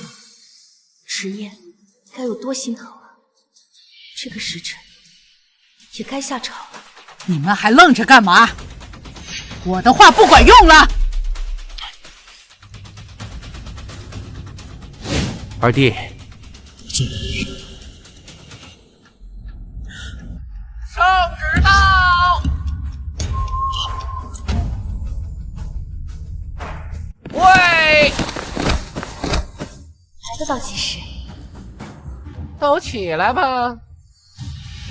好热闹啊！这是在做什么？不过是在处理些家务事，还不是我这个不争气的孽障让您见笑了。不过福公公怎么突然大驾光临呢？可不是巧了，咱家正是奉了皇上的命令，为二公子而来。难道迟燕的事传到陛下的耳朵里了？不错。那这件事会不会连累到迟家呀？迟燕，你个祸害孽障！早知道今日你会闯下这么大的祸事，我就该早日把你逐出迟家。谁说是祸事？咱家今天是来报喜的。报谁的喜？喜从何来？喜从何来呀？当然是迟二公子的喜了。陛下听大理寺少卿柳大人说，二公子蒙受不白之冤，被愚昧小人谩骂，为表安慰，特派咱家前来还二公子一个清白。这不，还有不少好东西，玉如意一柄，黄金100两，东海珍珠1壶。皇上圣明！皇上圣明！二公子，赶紧起来吧，这回可真是委屈你了。都是小事，怎么值得陛下烦心呢？还麻烦公公专门跑一趟。既然赏赐已经到了，那咱家就赶紧回宫给陛下复命了。公公慢走。这个迟燕竟然能请到人在陛下面前为他说话。祖母，还要请家法吗？陛下都发话了，还能说什么？罢了，我也罚了，都退下吧。孙儿谢祖母宽宏大量。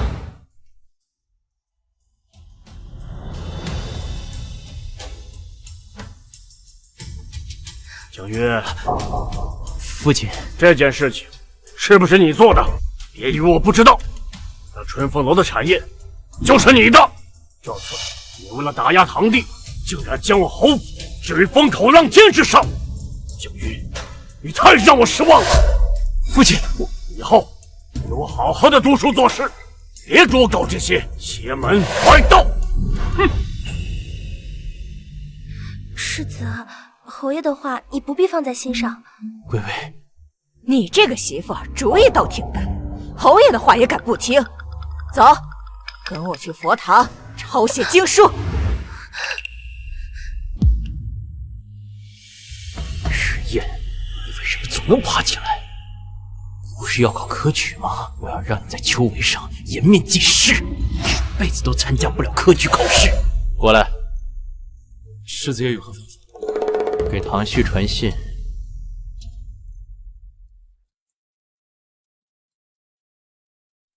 皇帝为何额外关照我？难道也是夫人从中周旋？欠柳大人个人情而已。夫人，我真的越来越崇拜你了。夫君入狱这件事极为蹊跷，夫君有没有怀疑过那2个一同吃酒的好友？看来夫君是心里已经有答案了。夫人，我这个人是不是很差劲？为何我的朋友皆会背叛我？你若问心无愧，那该愧疚的就是他们。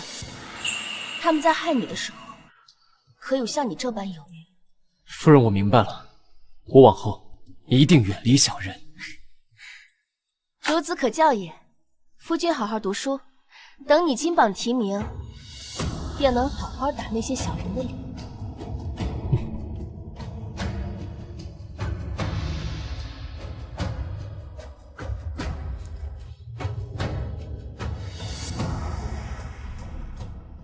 长姐，长姐，你可要帮帮我！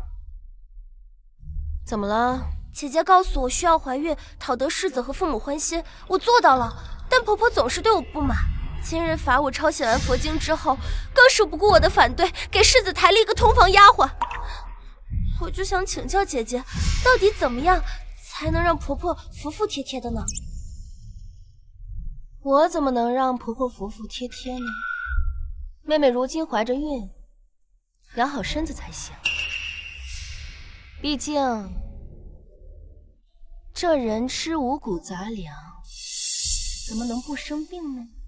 如若当家主母身体不好，做儿媳的就要顶上去。妹妹，你说是还是不是啊？多谢张姐关心。待会儿我还要向婆母请安，妹妹就先告退了。秋闱在即，让熹微婆媳两个去斗，我就分出闲心来，给迟燕科举使绊子。哎呀，最近总觉得胸闷气短，身子不爽。可是府上有什么事情发生吗？想来是近日天气冷了，母亲注意保暖，莫要着了风寒。儿媳妇听说过几日二弟弟要去参加科举，也不知这次结果会如何。我就知道是这小子克我，装模作样读了几天书，想着自己能考上举人，给我们家景玉提鞋都不配。科考的事情哪有那么简单？母亲啊，莫要气坏了身子。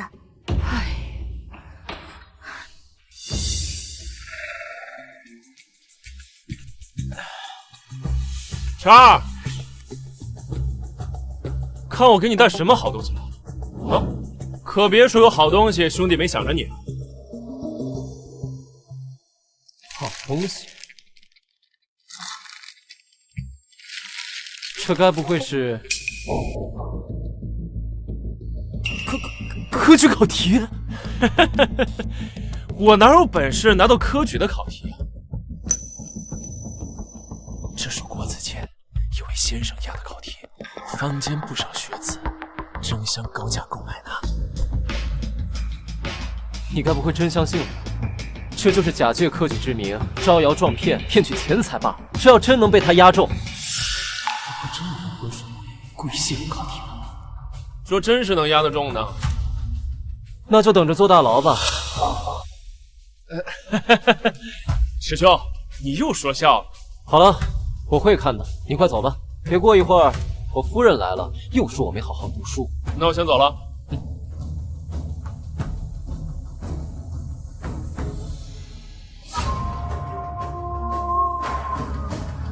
方才唐公子说了什么？夫君看起来这么愁眉不展。方才是唐公子来了，说带了国子监先生押题试卷，我觉着有些古怪。上一世发生了一桩震惊朝野的科举舞弊案，考试前有人泄露考题，高价贩卖给考生，以此牟利。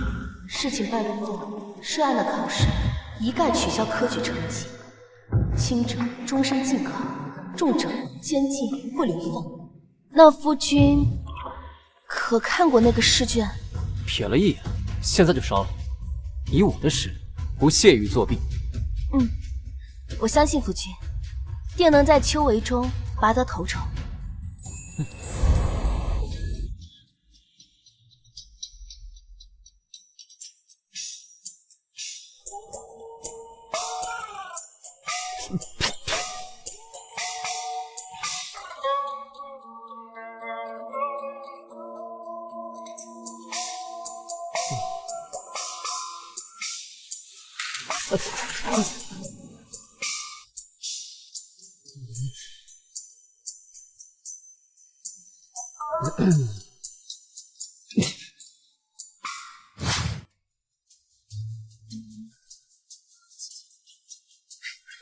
夫君，不要紧张，我相信你，可以的。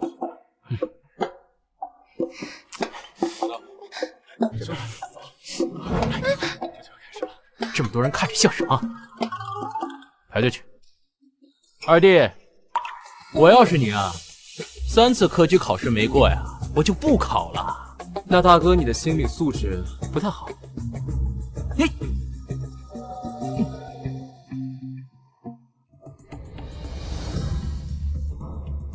文场继续成3代，家族辉煌在一身。和他4年的考试这对手，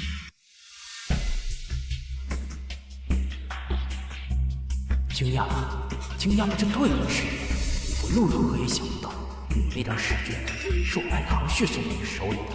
你只要看看那张试卷，哼，你怎么可能不用里面的答题思路？只要有用，18之后。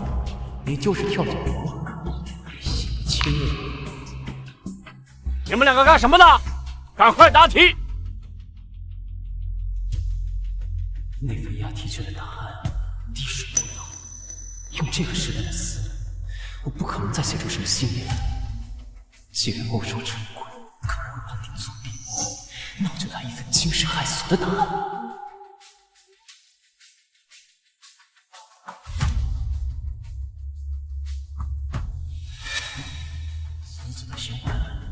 初看惊世骇俗，但是怎么越看越言之有理呢？此卷还有秋为题。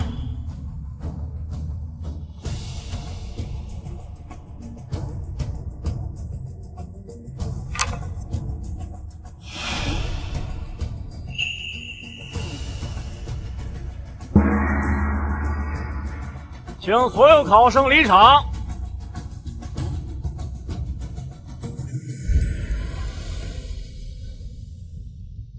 唐宁，是唐宁。等考试结果出来，你就知道这个实验是多大的错误。阿燕，怎么样？考得怎么样？还不错，辛苦了。二弟，听说这次秋围题并不简单，可有把握？我觉得还行吧。还行，看来你已经使用了它。二弟啊，这一次不行，还有下一次。如果还有下一次的话，听说大哥近日得了一门新的通房，恭喜恭喜！有什么可喜？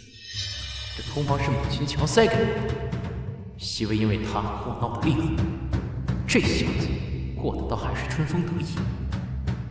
本以为沈唐宁那样心高气傲的嫁给这文库，日子必定是鸡飞狗跳，没想到这2个人竟在做和睦。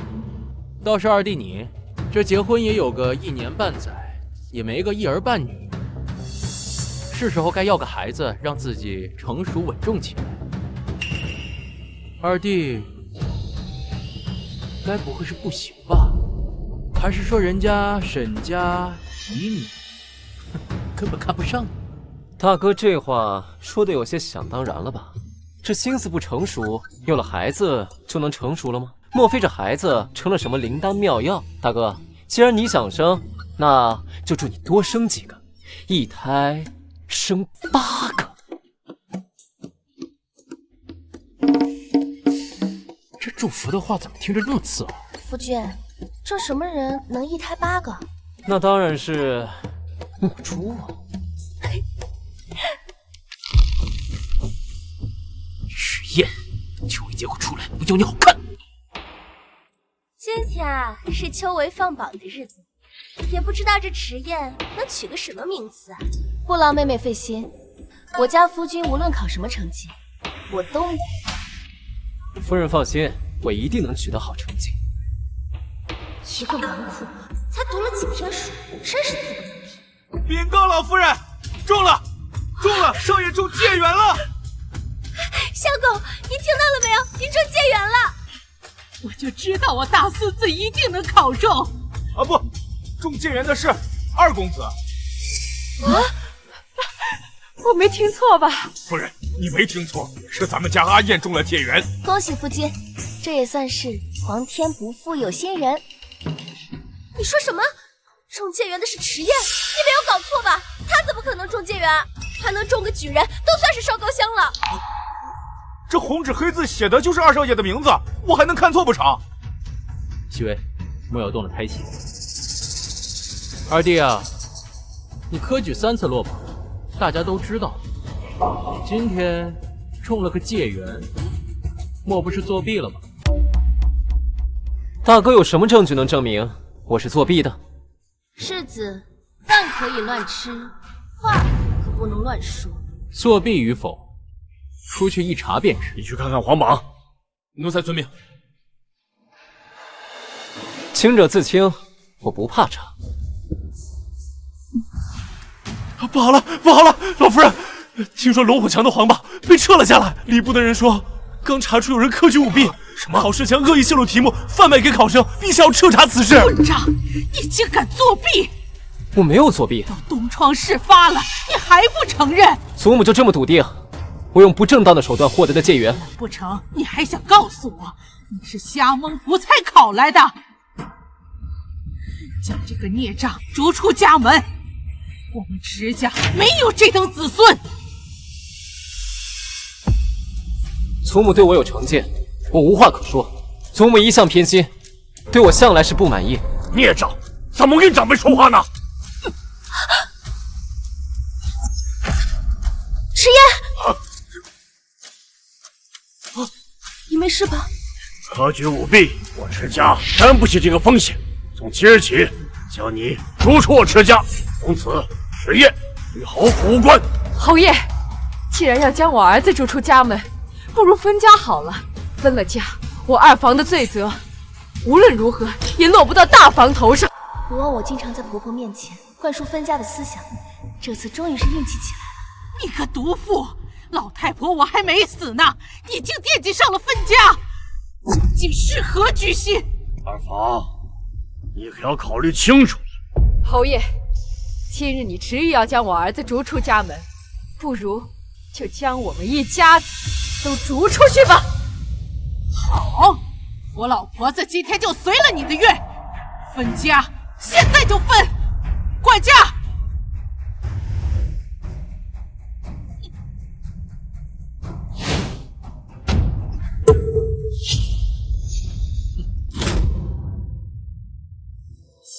3日内搬出侯府。哎，这搬出去之后，二伯家住在哪儿？不成啊，祖母。不用你家好心，我们走。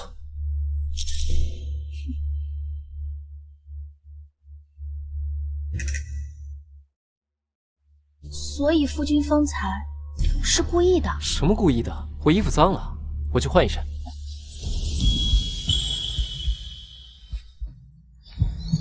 夫人这是要干什么？这回是热茶，下回若是还有别的什么，夫君也不躲我。不傻。再说，我不是想分家。上次我入狱，大房一家趁我不在，便为难你分家。我们如今搬出去，再也不用受这份委屈。没想到夫君这么懂我。那夫人，我能去换身衣服了吗？去吧。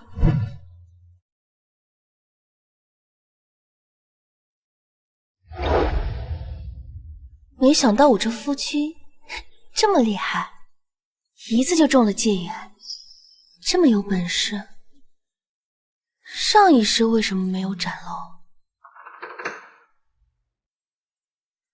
夫君，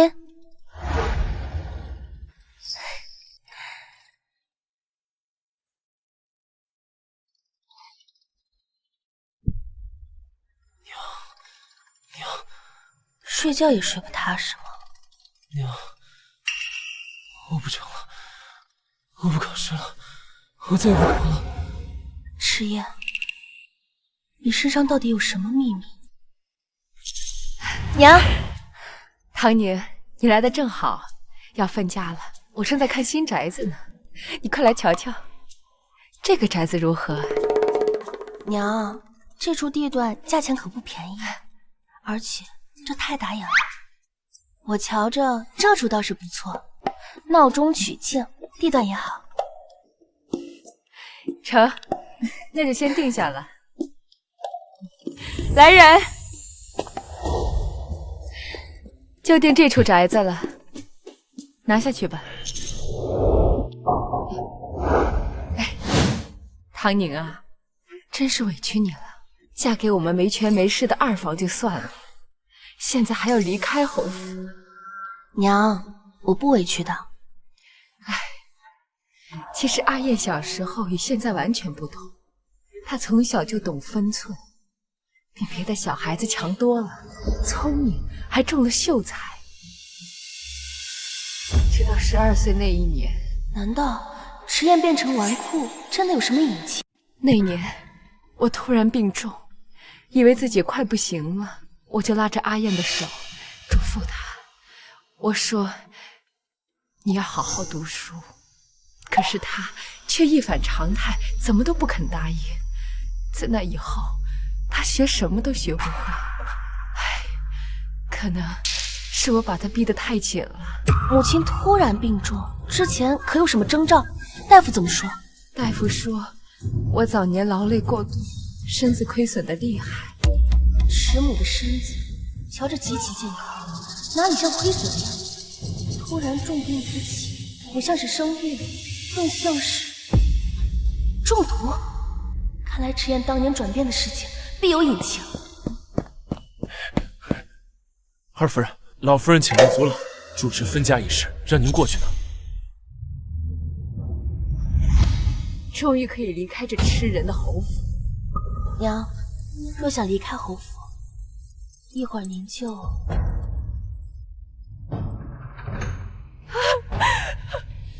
母亲大人，请三思呀！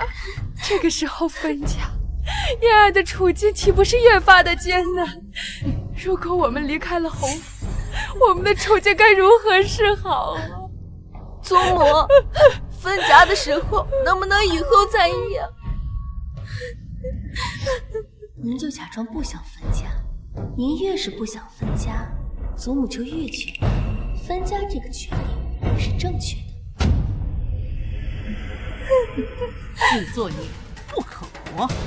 昨儿个嚷着分家的时候，不是挺有骨气吗？那且让我看看你们硬气到什么时候。嫡母把你拉扯大，你就惦记起了分家，简直有违人伦纲常。哎呀，母亲呀！儿子如今知道错了，要不咱这家就不分了。想得美，必须分！今天你们是分也得分，不分也得分，把你们东西搬出侯府。是要搬家吗？我可是找了帮手。你个孽障，现在还敢出现？怎么，我行得正，坐得端？迟燕，你少说几句，别气着祖母。老夫人，什么事？慌慌张张的。经理部和刑部联合调查，科举舞弊的名单已经出来了，二公子在其。什么？你说什么？你看仔细了吧？夫人，我们好几个人前前后后看了3遍，确实没有二公子。我就说嘛，我儿子不可能作弊。这样，哪位是迟燕？我就是。请问几位大人是？我们是经理部的，来给您送解元奖赏。这位大人，迟燕真的考上解元了？你是在质疑我们经理部的能力吗？自然不是。去。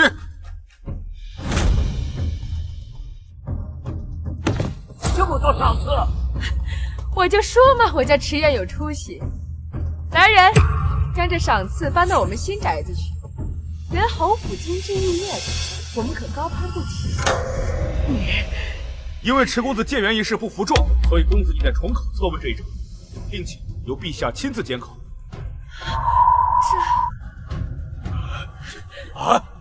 陛下亲自监考？是的，消息传达完了，我们就先走了。陛下面前作弊，那可是欺君之罪，可是要杀头的。你们二房今日就搬出侯府，免得到时候牵连侯府。夫君，陛下亲自监考，你可有信心？这有什么？本少爷再拿一个第一回，这侯府就是请我们来，我们可就不来了。你就是迟燕？回陛下，草民不才，正是迟燕。你是？回陛下，民妇沈唐宁。你们夫妻倒是伉俪情深。迟燕呐，听说你这次考中了解元，那就让朕来瞧瞧，你是真有本事，还是弄虚作假？写得好，当上；写得不好，那便是欺君之罪，按律当斩。草民愿意接受考察。好，那便让朕瞧瞧你的能耐。去执笔来。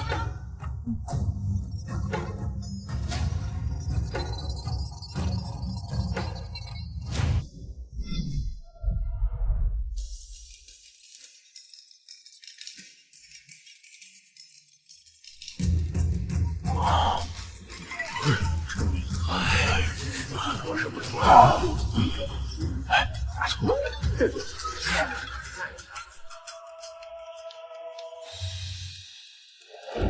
迟燕呐，朕问你，你是为何想要入仕？不知陛下想听真话还是假话？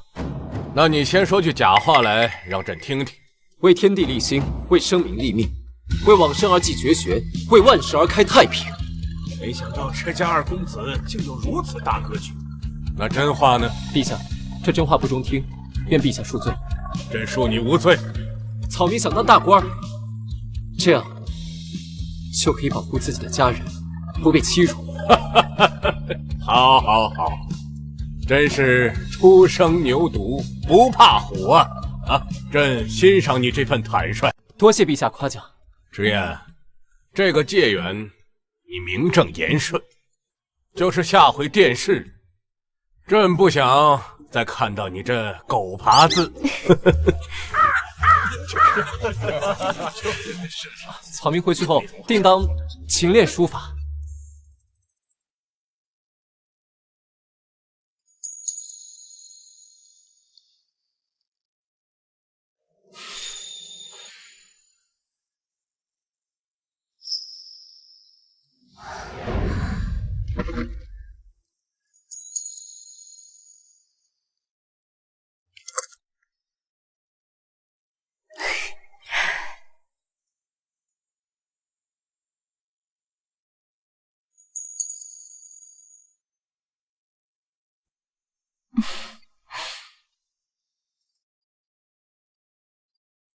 夫君，这簪子是夫君赠我的吗？哦，前几日逛街看见了就顺手买了。你要是不喜欢，扔了也行，也不值几个钱的。那夫君帮我簪上吧。我这笨手笨脚的，不如你让秦嬷嬷来吧。带簪子又不难，夫君是怕自己做不好？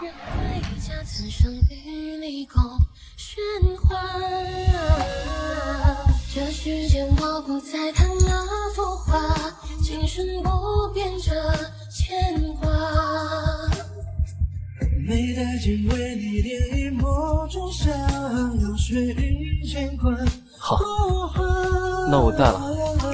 夕阳下为你写一诗天涯，执子手残影潇洒。七八两鬓白发随鸳鸯，连理共唱着。怎么样？好看。夫人，那我去铺床了。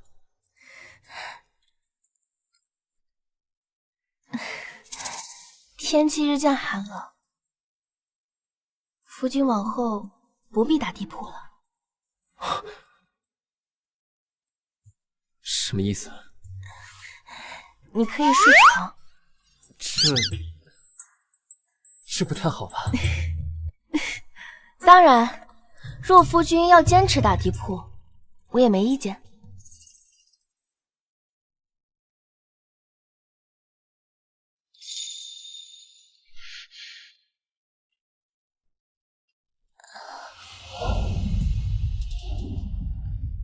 夫君，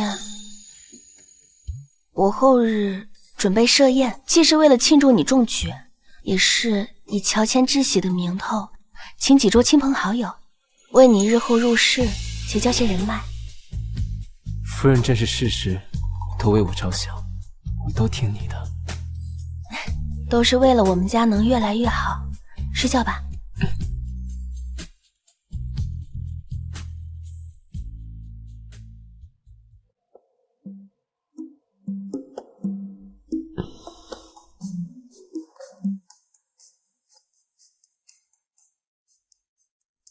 夫人睡着的时候，看起来也没这么凶。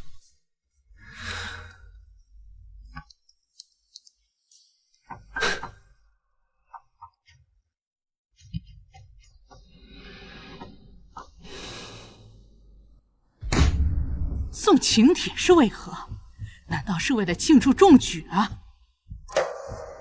这陛下当真放迟宴回去了，没有责罚他？并未听见二弟受罚的风声。这怎么可能？他欺君罔上，皇上怎么没有丝毫的表示啊？许是二弟并未错吧？靠的是真才实学。你们说出这样没有根据的话，若是被旁人听到，我们必然少不了一顿恶意揣测。现在外面的人啊，都在骂我们侯府有眼无珠，将珍珠当榆木。祖母、母亲，当初我就不同意分家，你们一意孤行也就罢了。现在我们既已分了家，我们就关起门来，过好自己的生活，免得再惹是非。祖母，你就别责怪世子了。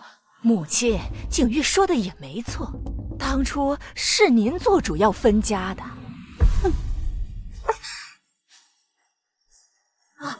我这就派人将请帖回绝了，就说夫人您琐事缠身，抽不出空闲。是沈唐宁的子，既然母亲不愿意赴宴，那儿子代为前去吧。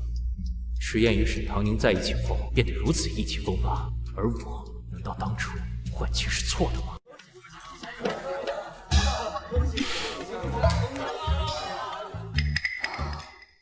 大哥怎么来了？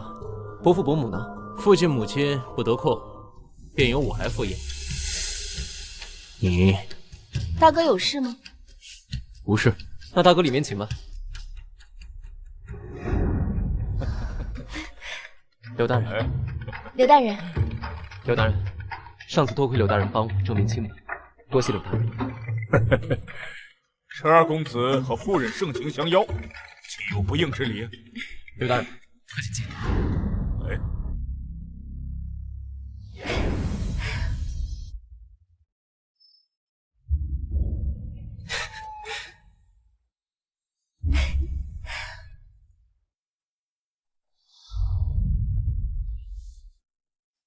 陈世子，柳大人，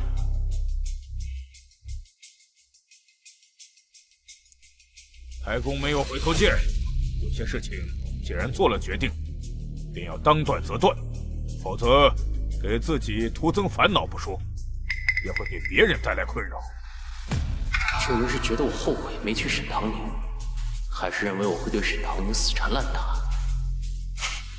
柳大人应该是误会了什么，有些事情并非表面上那么简单。柳大人莫要疑疑，我与沈唐宁的事情需要有一个结束。抓紧点儿。沈唐宁，世子有事，若是要寻进士，我让小厮带你去吧。我是特地来寻你的。你找我做什么？当初换亲一事是我抱歉，你想要什么补偿，只要不过分，我都可以满足。你确定？在我的能力范围之内。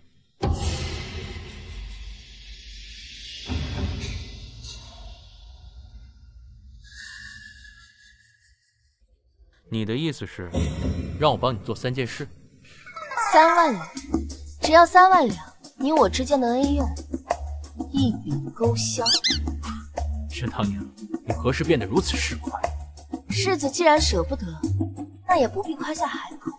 等等，又穷又抠，话还多。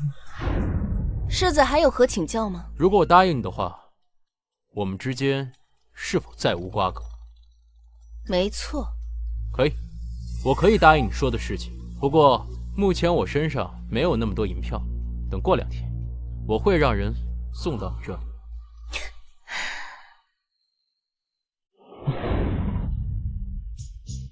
我夫人可真厉害，这不到1刻钟的时间，就能净赚3万两，可谓是经商鬼才啊！你这人怎么还偷听啊？那不是怕我夫人被拐走吗？胡说什么？不跟我家夫人闹了，我知道夫人心中有我。刚好万寿节快到了，到时候有很多好吃的好玩的。有了大哥送来的3万两银票，咱们可以去好好消费一把了。万寿节，上一世3皇子燕行舟在万寿节为皇帝献上昆山玉，成为他日后成功夺嫡的开始。这一世我一定要阻止他。殿下，殿下，我听小道消息说，3皇子准备在万寿节向皇上献上昆山玉。昆山玉，原来在他手中。难怪最近传出什么昆山玉是帝王之玉的传言。原来是3皇子为了万寿节献礼，在为昆山玉造势。哼，真是处心积虑。你想做什么？我已派人到处散播3皇子已经将昆山玉收入囊中的消息。这样一块本该属于天下之主的昆山玉，却先一步落入了他儿子的手中。皇上生性多疑，定会心存芥蒂。殿下圣明，若之后3皇子再将昆山玉献给皇上，定会引来非议。谁知3皇子是否是迫于流言蜚语的压力，而不得不忍心割爱呢？此事你想得很是周到。殿下，唐宁还有一事相求，我想请太子表哥亲手雕刻玉雕，赠于皇上。哦，我会和太子说，若是事成，定会重赏你的。谢殿下。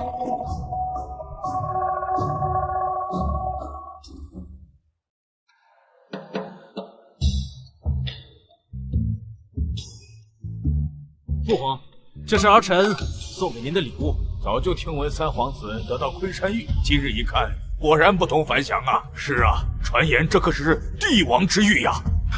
帝王之玉昆山玉，父王一定会很喜欢。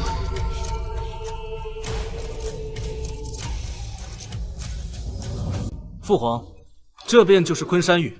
据说此玉乃是上天降下的福泽，能庇佑我大庆，和亲海晏。陛下，陛下，3皇子为了此番献礼，可真是费了不少心思。不就是一个和田软玉吗？唯一难得的就是块头大了一些，吹得跟无价之宝似的。陛下生性多疑，燕行舟此举看似献宝，实则张扬，定会引起陛下的猜忌。只需要静待时机，我再添把火而已。这样一块本该属于天下之主的宝玉，先行一步落到燕行舟手里，他今日献宝，恐怕是迫于流言蜚语吧，不得不忍痛割爱。3皇子有心了，多谢父皇。父皇这么冷淡，似乎对我的礼物并不满意。父皇，儿臣为您准备了一件寿礼，希望博得父皇一笑。好，太子有亲了。儿臣技艺不佳，这几日才堪堪完工，做工粗糙了些，还望父皇见谅。太子表哥重伤之际，都不忘给皇上亲手雕刻玉雕，孝心可见一斑。皇上定会知晓你的心意。这番话既能为太子加分，又能进一步凸显燕行州的功力一举两得。你有伤在身，此等小事，你怎么还亲自动手？这礼物深得朕心，朕很喜欢。多谢父皇，儿臣倍感欣喜。石景玉啊，我这次看你还怎么得意？你一心追随燕行州，如今他失了圣息，你的好日子就到头了。接下来便是我推波助澜，让迟燕崭露头角之时。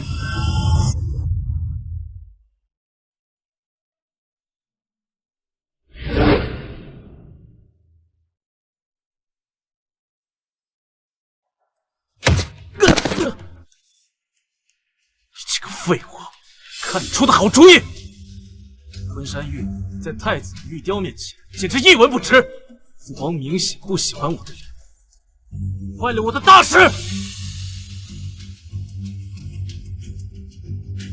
殿下息怒，臣也只是想献上一份特别的礼物，没想到会变成如今这样子，臣甘愿受罚。罚你能让父王重视我，以后不许出现在我面前。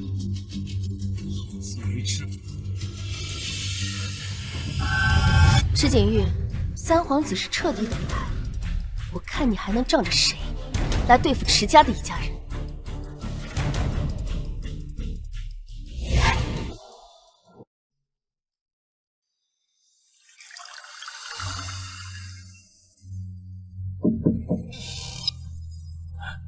少爷、夫人，是宫中送来的帖子。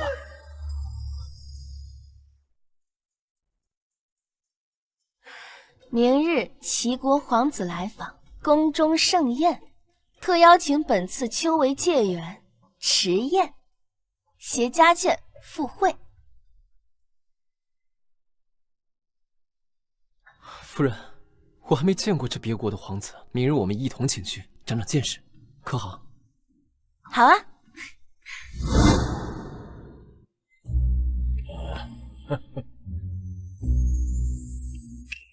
怎么老是让我面对着池景玉？我看着他酒都喝不下去。你们同为侯府子嗣，一嫡一庶，这样重要的场合自然被安排在一起的。三皇子本应被禁足，都被皇上特许来参见，可见今日场合之重大。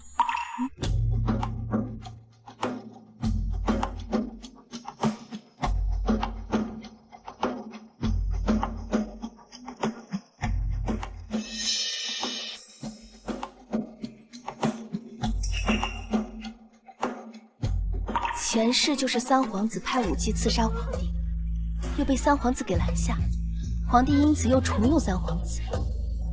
为何没看到那位武姬？莫非计划有变？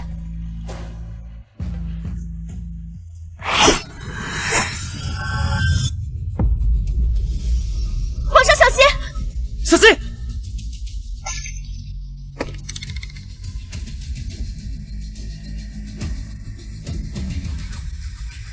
把他们都拿下！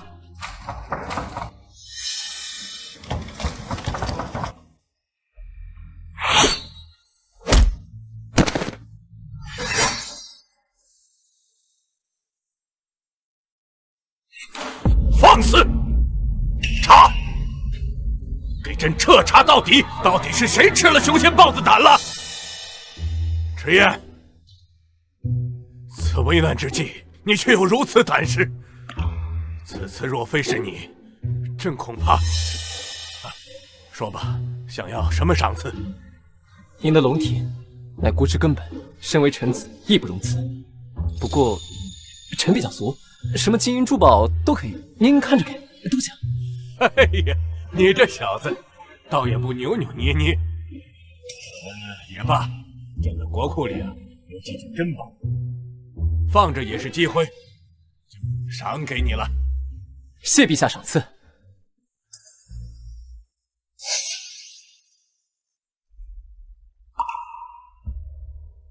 这个案子，朕就交给你来查。陛下，臣没有查案的经验。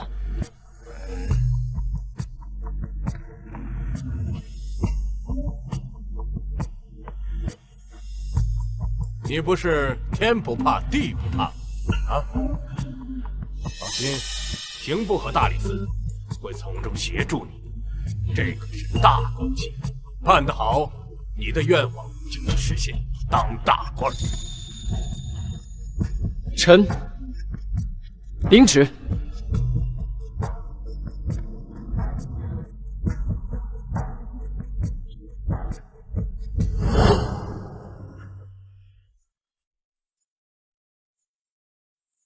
这里的酷刑，连7尺男儿也是有。你一个女子，何苦？你以为你这般舍生忘死，你背后就能救你？池少爷，教坊司的人说，这名武姬本是官妓，出身于官宦世家，奈何父亲犯了罪，于是被冲入教坊司。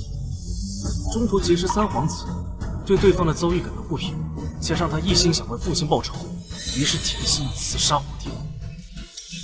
三皇子，太顺利了，顺的简直是像贵人一好。而三皇子就是你遇到的。走吧，去王府抓人。你们凭什么抓我？经调查，三皇子与行刺一案息息相关，需带走去调查。臣也是奉命行事。殿下，不要为难臣。我什么时候派人刺杀过父皇了？放开我！放开我！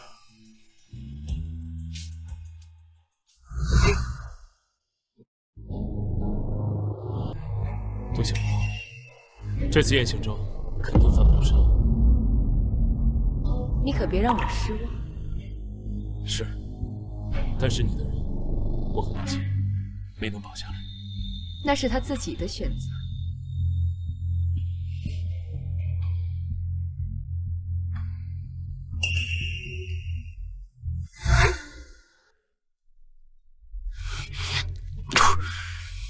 放我出去！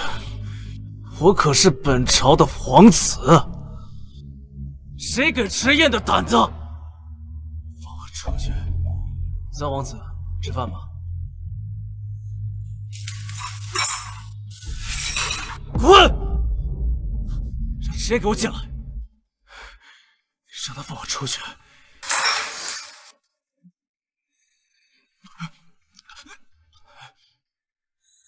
让他放我出去！他一个狗屁不通的贱人，他也可。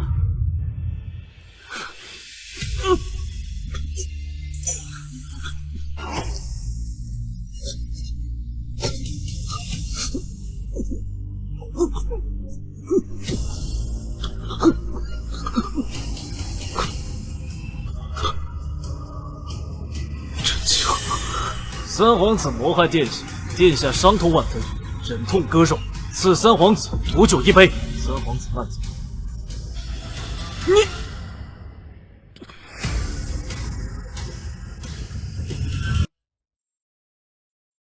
三殿下居然被刺死了！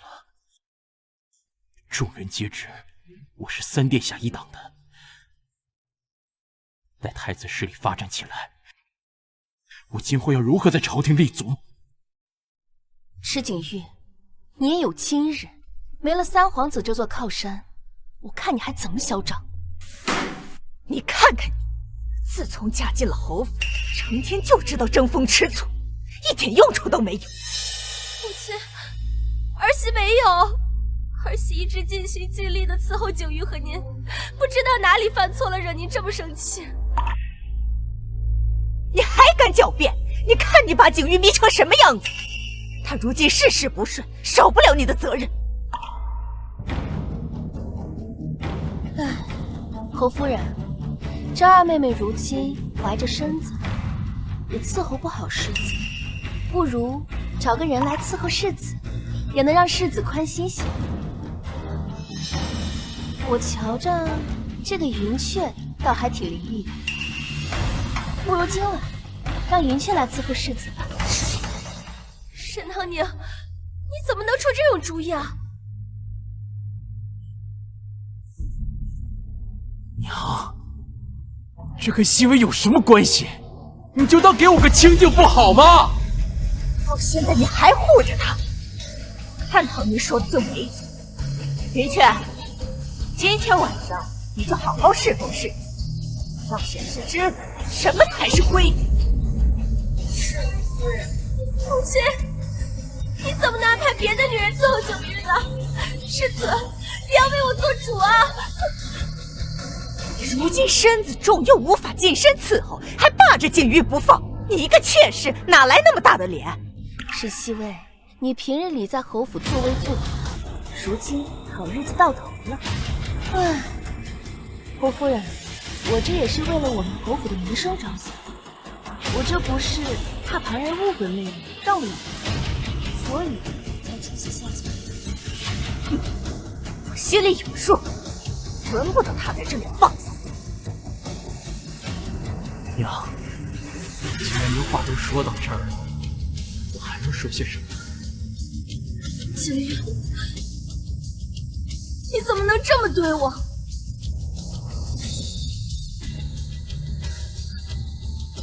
是个老贱婆，还有沈唐宁这个小贱人，竟然敢找一个通房的丫鬟如此折辱我！看来吩咐厨房把这几日的方子再加的猛一些才行。在门口就听到屋里哭哭啼啼的，没个消停的时候。景玉，听管家说大房的账上银子不够，你知道是怎么回事吗？孙儿真不知道。自从没了春风楼的那些油水，我的开支处处都紧巴起来了。听说你桃花坞的生意做得挺红火的，早年我管家的时候啊，没少在这个铺子投入心力。这间铺子对我意义非凡，不如这样，我让大房拿一间更好地段铺子和你换。母亲，这间店铺已经给了唐宁，这么做恐怕不太妥当。有什么不妥当的？我池家的铺子已经做主送给外人，谁给你的胆子？谁给你的权利？原来把我只是当成外人。祖母，这桃花坞看着是风光，但其实前期投入了大量的银子，到现在都没回本。这若是侯府接手了，不光赚不了钱，怕不是还要往里搭呢。你少用这些话糊弄我。这铺子是赚钱的，莫非你不舍得？祖母，你这话说的，怎么能舍不得呢？只是祖母是否考虑到，就算这铺子到手，能不能承担起后续的费用？你这孩子怎么和祖母说话的？还反了天了你！祖母，不是孙媳不愿意，实在是这其中的难处太多。啊，对了，祖母，您这么着急着要铺子，该不会是为了给世子填窟窿吧？这听说世子这几日被债主追着上门了，也不知道是出了些什么事。上门讨债？怎么回事？景玉，你给我说实话。祖母，这些都是误会，孙儿一切都解决好了。居然还说误会！你到底在外边做了什么？让人在外边借了钱，还让人讨债上了门儿。还有没有侯府的规矩？还有没有我这个祖母？祖母，都是孙儿一时糊涂。孙儿在外面借了印子钱，原本以为很快就能还上呢，没想到那个利息越亏越快，越欠越多。石景玉，你也有今天，这下看你怎么收场！混账东西，你居然借了印子钱！你身为世子，做出如此有辱门楣的事情！你看看职业，中了贱人，如今还每日苦读，你让我如何放心把侯府交给你？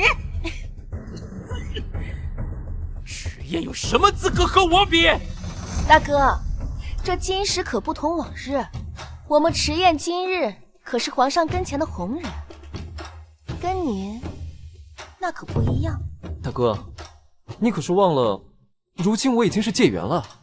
还替圣上查了这三皇子行刺一案，得到了不少的赏赐。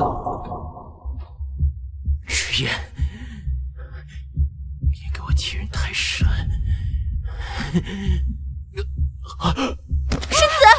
世子，你怎么了？怎么了？景玉，我好爱你，我们会一直幸福的。石景玉，你只不过是我手中的棋子，被我耍得团团转。你以为我真爱你？我只不过是为了侯府的权势和财富罢了。来人，快去叫大夫！沈西薇，你身为世子夫人，如果你管不了世子，我就让别人来管。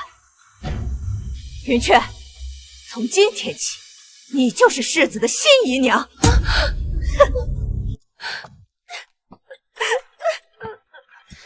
小姐，你别太伤心了，你还怀着身孕呢，这样气坏了身子可怎么好？我为世子付出了这么多，侯夫人却这么欺负我，还把那个贱人抬为姨娘。他们这么欺负我，我会让他付出代价的。小姐，小姐，你怎么了？玉珠，快去叫府医啊！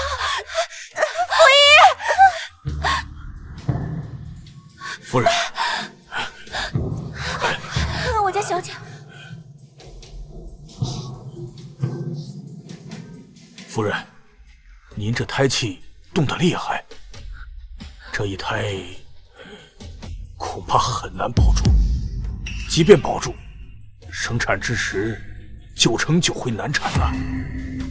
夫人，我先给您开服安胎药吧，您且试试。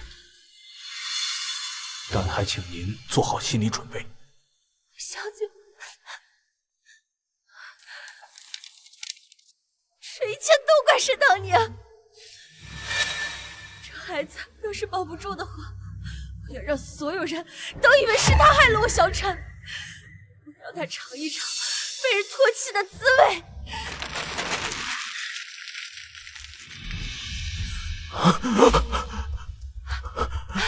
景玉，景玉，你终于醒了，可把娘吓坏了。不好了，侯夫人，二夫人把沈姨娘推倒了。什么？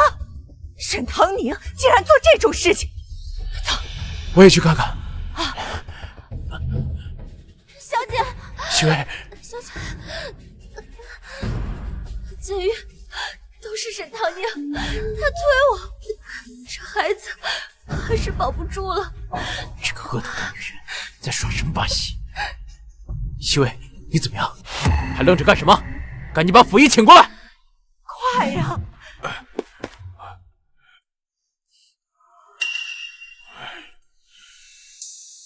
抱歉，世子，小婵已经无法避免，请您节哀。什么？沈唐宁，你为什么这么做？西薇肚子里怀的可是我迟家的骨肉。侯夫人，我没有推她，是她自己冲过来，然后摔倒。侯夫人，就是她，因为我肚子里有孩子，所以故意推我，想害死我的孩子。你这个恶毒的女人，今天我要为我的孙儿讨回公道。沈西薇，你还在演戏？你到底知不知道，谋害侯府的血脉可是大罪，相关人等都难逃罪责。玉珠，你身为沈西薇的丫鬟，你的主子小婵，你也难逃其咎。不过，你若现在如实交代，还能从轻放过。夫人，我都是被逼的。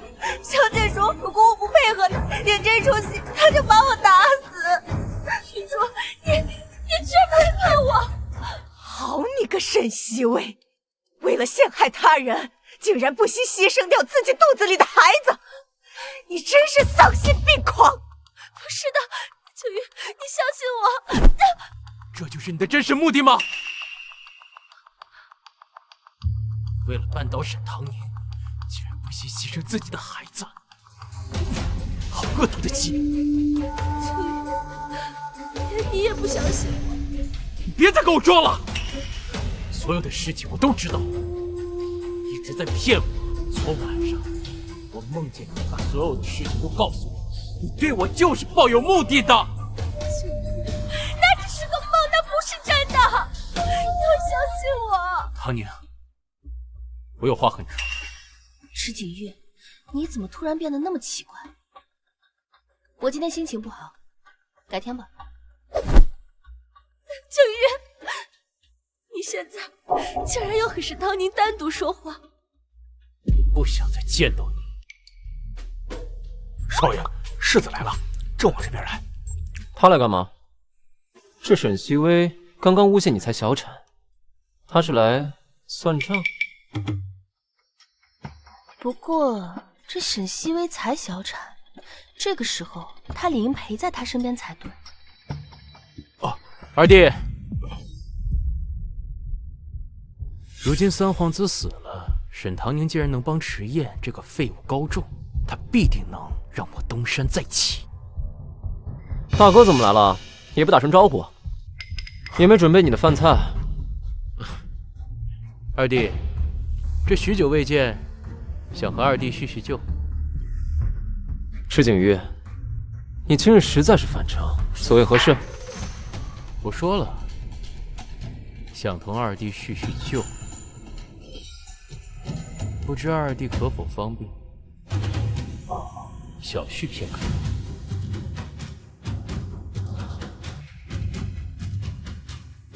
却之不恭。难道这池景玉真的是为了沈西薇来找事的？大哥有什么话直说吧。你和唐宁不合适，不如早些放他自由。合不合适是我和他之间的事，大哥有什么立场能说此恨之话？莫非大哥后悔了？你知道的，她本该嫁给更好的人。更好的人？大哥说的不会是你自己吧？当初舍弃他的是你，现在后悔的也是你。这天下的好事都让大哥一人占尽，就凭你脸大吗？我们不过之间有些误会，你听我一句劝，你们之间不合适，我能给他更好的生活。你神经病吧？大哥前几日还对着沈西薇情真意切，如今就想肖想我家唐宁，我还从未发现大哥如此的朝三暮四。你懂什么？你与唐宁和离，只有我愿意娶她做世子夫人。至于沈西薇，我会妥善处理。池景玉，你把自己当成什么人？唐宁她不是一个物品，你想要的时候就要，不想要的时候就舍弃。你今日同我讲的，可曾问过她愿不愿意？没有，因为你根本就不尊重她。你所作所为只是自己的一己私欲，真正配不上她的是你。迟燕，身无功名，如今春闱还没放榜，哼，能否考上还是未知数。至于唐宁是否爱我，我会向你证明。我现在就去找他。你根本不配叫他唐宁。我果然没有看错阿燕，她待我是真心的。唐宁，世子应当唤我一声弟妹，下回可别说错了。嫁给迟燕，你甘心吗？甘不甘心我不知道，至少我过得还挺开心。要是没有人来讨嫌的话，就更好了。唐宁，你本该是我的妻子，你该嫁的人也只有我，只有我才能给你更好的生活。世子该不会是后悔了吧？我后悔了。世子后悔也无用，那3万两可是你自愿给我的，进了我口袋里的银子是不可能还给你的。原来我在你心里便是这个模样。不是最好，慢走不送。唐宁，我保证前世的错误不会再犯。我们当真再绝无可能了吗？世子还真是贵人多忘事，3万两白银，你我恩怨全消，这可是你自己说的。门在那边，世子请吧。池景玉刚刚说的是前世，他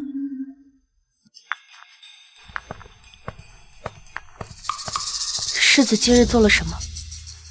今日是忙，没做什么。是忙着去见沈唐宁吗？你派人打听我的行踪，我还需要打听吗？世子恨不得将事情闹得人尽皆知，我便是不想听到，怕也是难。你是在怨我？世子，你可还记得我刚小产？可还记得我们之间还有过一个孩子？自己做了什么，自己心里清楚。我最恨的是旁人骗我。从此之后，就在此地待着，哪儿也别去了。景玉，你竟然要囚禁我！我做的这一切都是为了你呀！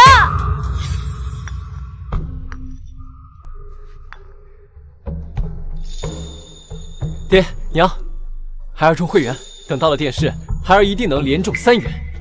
唐宁呢？唐宁怎么不在这儿？我就说我儿子有出息啊！唐宁没事，他脚崴了，不方便出来。唐宁受伤了？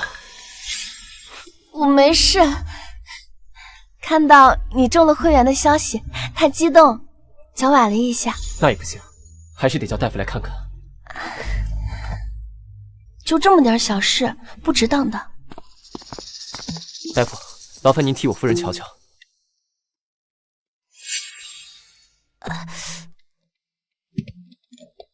夫人没什么大碍，把这些药用完便可。二公子放心，不用再看了。上一次我中秀才，侯夫人就给娘下药让娘病倒，我得让大夫给我娘瞧瞧。大夫，还劳烦您替母亲求个平安脉。老爷，这是不是有点太郑重了？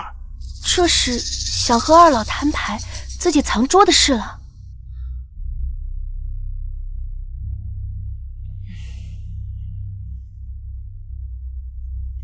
夫人，您最近是不是觉得心悸疲惫，浑身酸痛无力？大夫，我娘怎么了？她这情况应该是中毒导致，可还能治？没问题，只是余毒未清，施2次针便把毒给清了。我这就回去给夫人配药。好。阿燕，你是不是知道什么？爹，娘，还记得当年孩儿中了秀才，您一病不起。那日，大伯母将我压着跪在地上，对我说：“我若是再折了这侯府世子的光，就要人病死。”是孩儿连累的娘。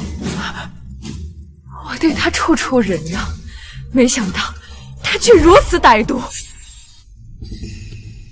可怜的燕儿，这些年你是怎么过来的？娘，都过去了，孩儿中了会员，这日子会好起来的。不行，我要去找那毒妇讨一个说法。哎，满娘，当下治好身体要紧，这事情已经过去那么多年了，恐怕也没法查了。报仇咱也不急于一时半刻。阿燕，我先扶你娘回去歇息。唐宁身上还有伤，带她早点回去。走吧。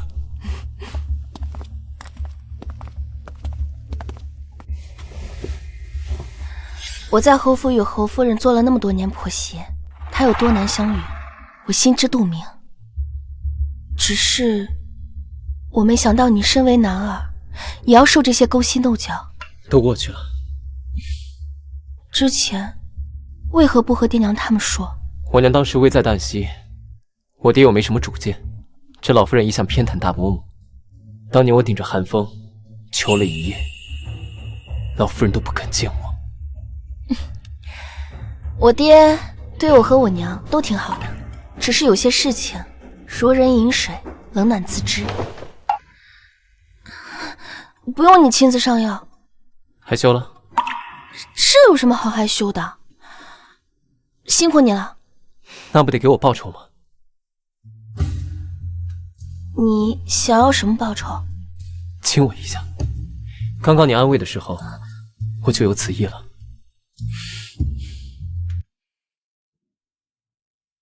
这些年，你在侯府被压着，摆脱不了纨绔的名声，你恨吗？我恨。我恨我没有能力保护家人，只能收敛锋芒，让家人在侯府好过。我更恨赤景玉偷走我的文章，抄给国子监的人，才得到三皇子的赏识。赤景玉偷你的文章？多年前，赤景玉捡走了我的纸团，将我的诗摘抄给了国子监的先生，因此三皇子才能找到他。别难过，这次殿试你一定能拔得头筹。有夫人这句话，迟燕一定可以。来了来了，阿燕回来了，看到了吗？那是我们的儿子。银桥，我之前就跟您说吧，夫君可以的。唐宁，好孩子，你说的没错。若是没有你，我们家如今还不知道是什么光景。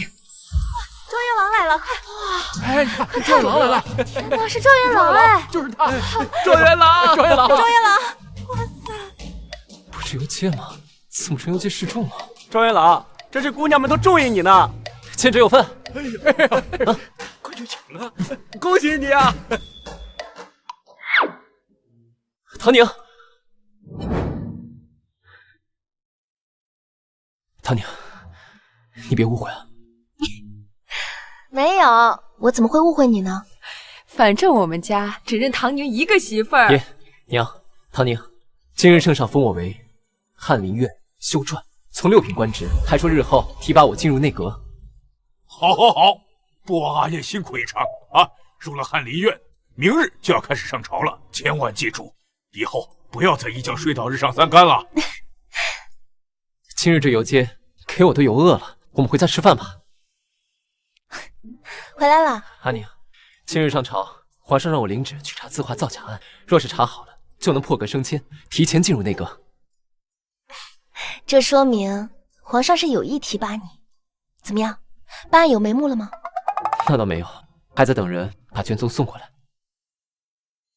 既然如此，那就不急这一会儿了。今日陪我回趟沈家，我要向我娘报喜，让她知道我嫁了个连中3元的如意郎君。都听阿宁的。爹娘，我们回来给您报喜了。知道这几日你们会回来，你娘特意让人准备了你们爱吃的。哟，唐宁回来了，我正和你爹商量，要给我肚子里的儿子取什么名字好呢？哎呦，瞧我这一高兴啊，就忽略了夫人的感受了。夫人啊，你可别太难过了呀。方姨娘怎么这么确定你这肚子里怀的是儿子？万一这要是空欢喜一场，岂不是叫人看笑话？你，老爷，行了，别吵了，也不怕姑爷看笑话。我听说姑爷喜欢字画，巧了，我正好收藏了许多字画，一起品鉴品鉴。如果有喜欢的，只管拿走。你呀，现在可是皇上身边的红人呐。夫人，想看吗？嗯。迟燕竟然这么在意沈唐宁，以后对他们母女俩要客气些了。嗯。姑爷，请看，这画是假的。你说这字画是假的？送这画给岳父的，是在诓骗你。都是你干的好事。老爷，妾身究竟做错了什么，让老爷竟然动如此大的肝火？这些字画都是那些下面的人送给您的呀！你给我闭嘴！是会长的事要是暴露，我的仕途也就毁了。方一娘这个蠢货，竟然敢把事情捅了出来，就自己担着这事儿吧。哼，我这宠妾灭妻的好父亲，在自己前程面前，即使是怀了孕的宠妾，也是可以随意打骂的。老爷，一定是哪里搞错了，那些人怎么敢拿赝品糊弄您呢？哪些人？你只告诉我，这字画是你从铺子里买的，什么时候说是别人送的？父亲当真不知，这些字画可不是一个小小姨娘能操作了的。老爷，你说什么呀？那些明明都是……把方阳给我拉出去！老爷，这究竟到底是为了什么呀？你竟然如此对我！我怀了您的孩子，我肚子里一定是个儿子。唐宁说的对，这孩子是男孩是女孩，现在还不得而知。这次若饶了你，别人会笑我沈家家风不严，还不快把人给我拖出去！老爷，让姑爷看笑话了。唐宁，你陪着贤婿，我还有其他事。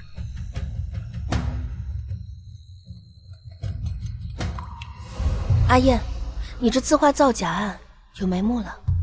这方姨娘，我要亲自去审。好，我带你去。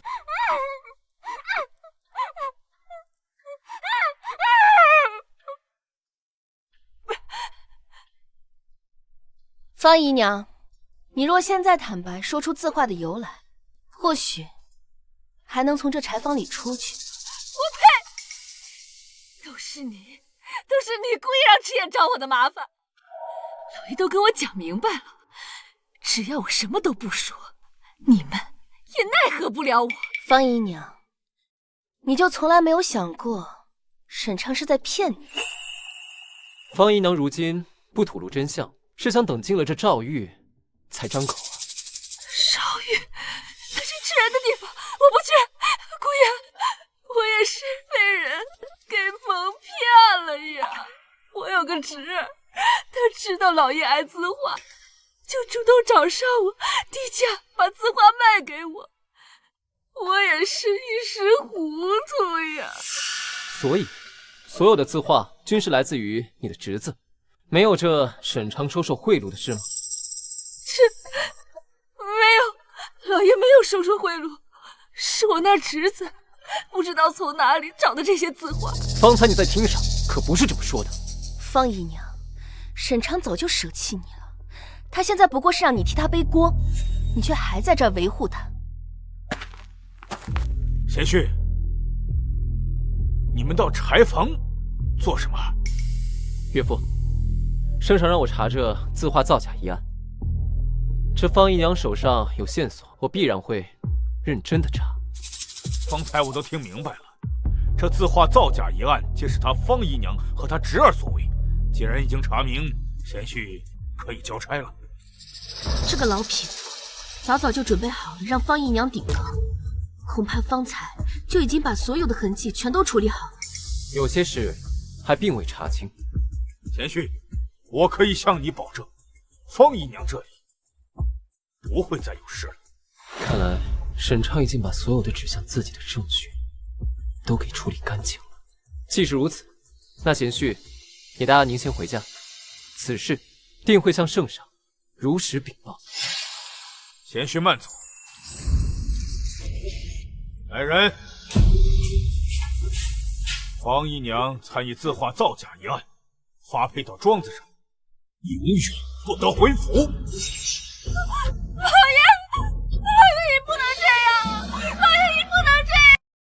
唐宁，我有个好消息。什么好消息？把你高兴成这样？快坐。今日陛下说我这字画造假案查得极好，已经允我进了内阁，还特意给了很多赏赐。初入仕途就能进入内阁，阿燕，我果然没有看错，你比池景玉强100倍、1000倍。对了，今日早朝结束后，太子特意留住我。池景玉效忠3皇子一事，他已经知晓。现在借春风楼贪污一案，已经将池景玉囚禁起来。皇权争斗向来残酷，如今大伯母失去了池景玉这个儿子，那么掌管侯府的权力就落在咱们二房手里了。真没想到，对池景玉的报应来得这么快。不知道他们一家是否对自己的所作所为有所后悔？母亲，药熬好了。我们家如今竟落到如此田地，景玉失踪，生死不知，我竟一病不起，掌管侯府的权力一半竟落到二房手里，我还吃什么药啊？不如死了算了。母亲，景玉一定还活着，到时候我们失去的一切都能再夺回来的。都是你这个丧门星！桓钦，竟把你这个晦气的东西给换进来！你哪点比得上沈唐宁？一个庶女也想嫁给我儿子当正妻！来人，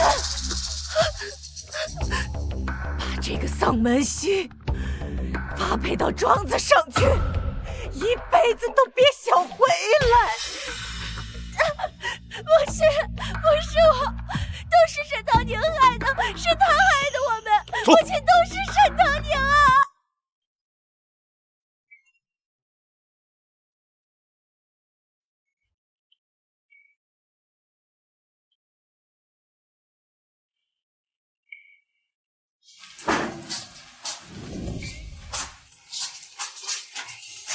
少夫人，少爷喝了好多的酒，我怎么拦也拦不住。明日少爷还要上朝，现在醉得不省人事，这可如何是好啊？阿娘，我回来了。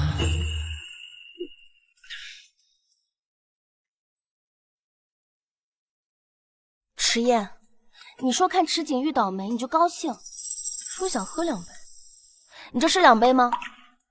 这池景玉啊，一直纠缠你，他现在终于不讲，我开心。你，阿宁，你是我的。阿燕，你干什么？丫鬟都还在外面呢。圣贤说都毒到狗肚子里去了。好像是。你根本就没醉。怕你生气，我只喝了2杯。阿燕，今日母亲说要把侯府的掌管之权交给我，可是我不知道该不该说。母亲给你，你就拿下。我相信这侯府，你一定可以管理得井井有条。若是我没有遇见你，现在估计也还是一个郁郁不得志的纨绔。阿燕，我好像有些喜欢你了。就只是有些吗？应该不止吧。我可是有很多。那怎么办？怪我不够努力。等等。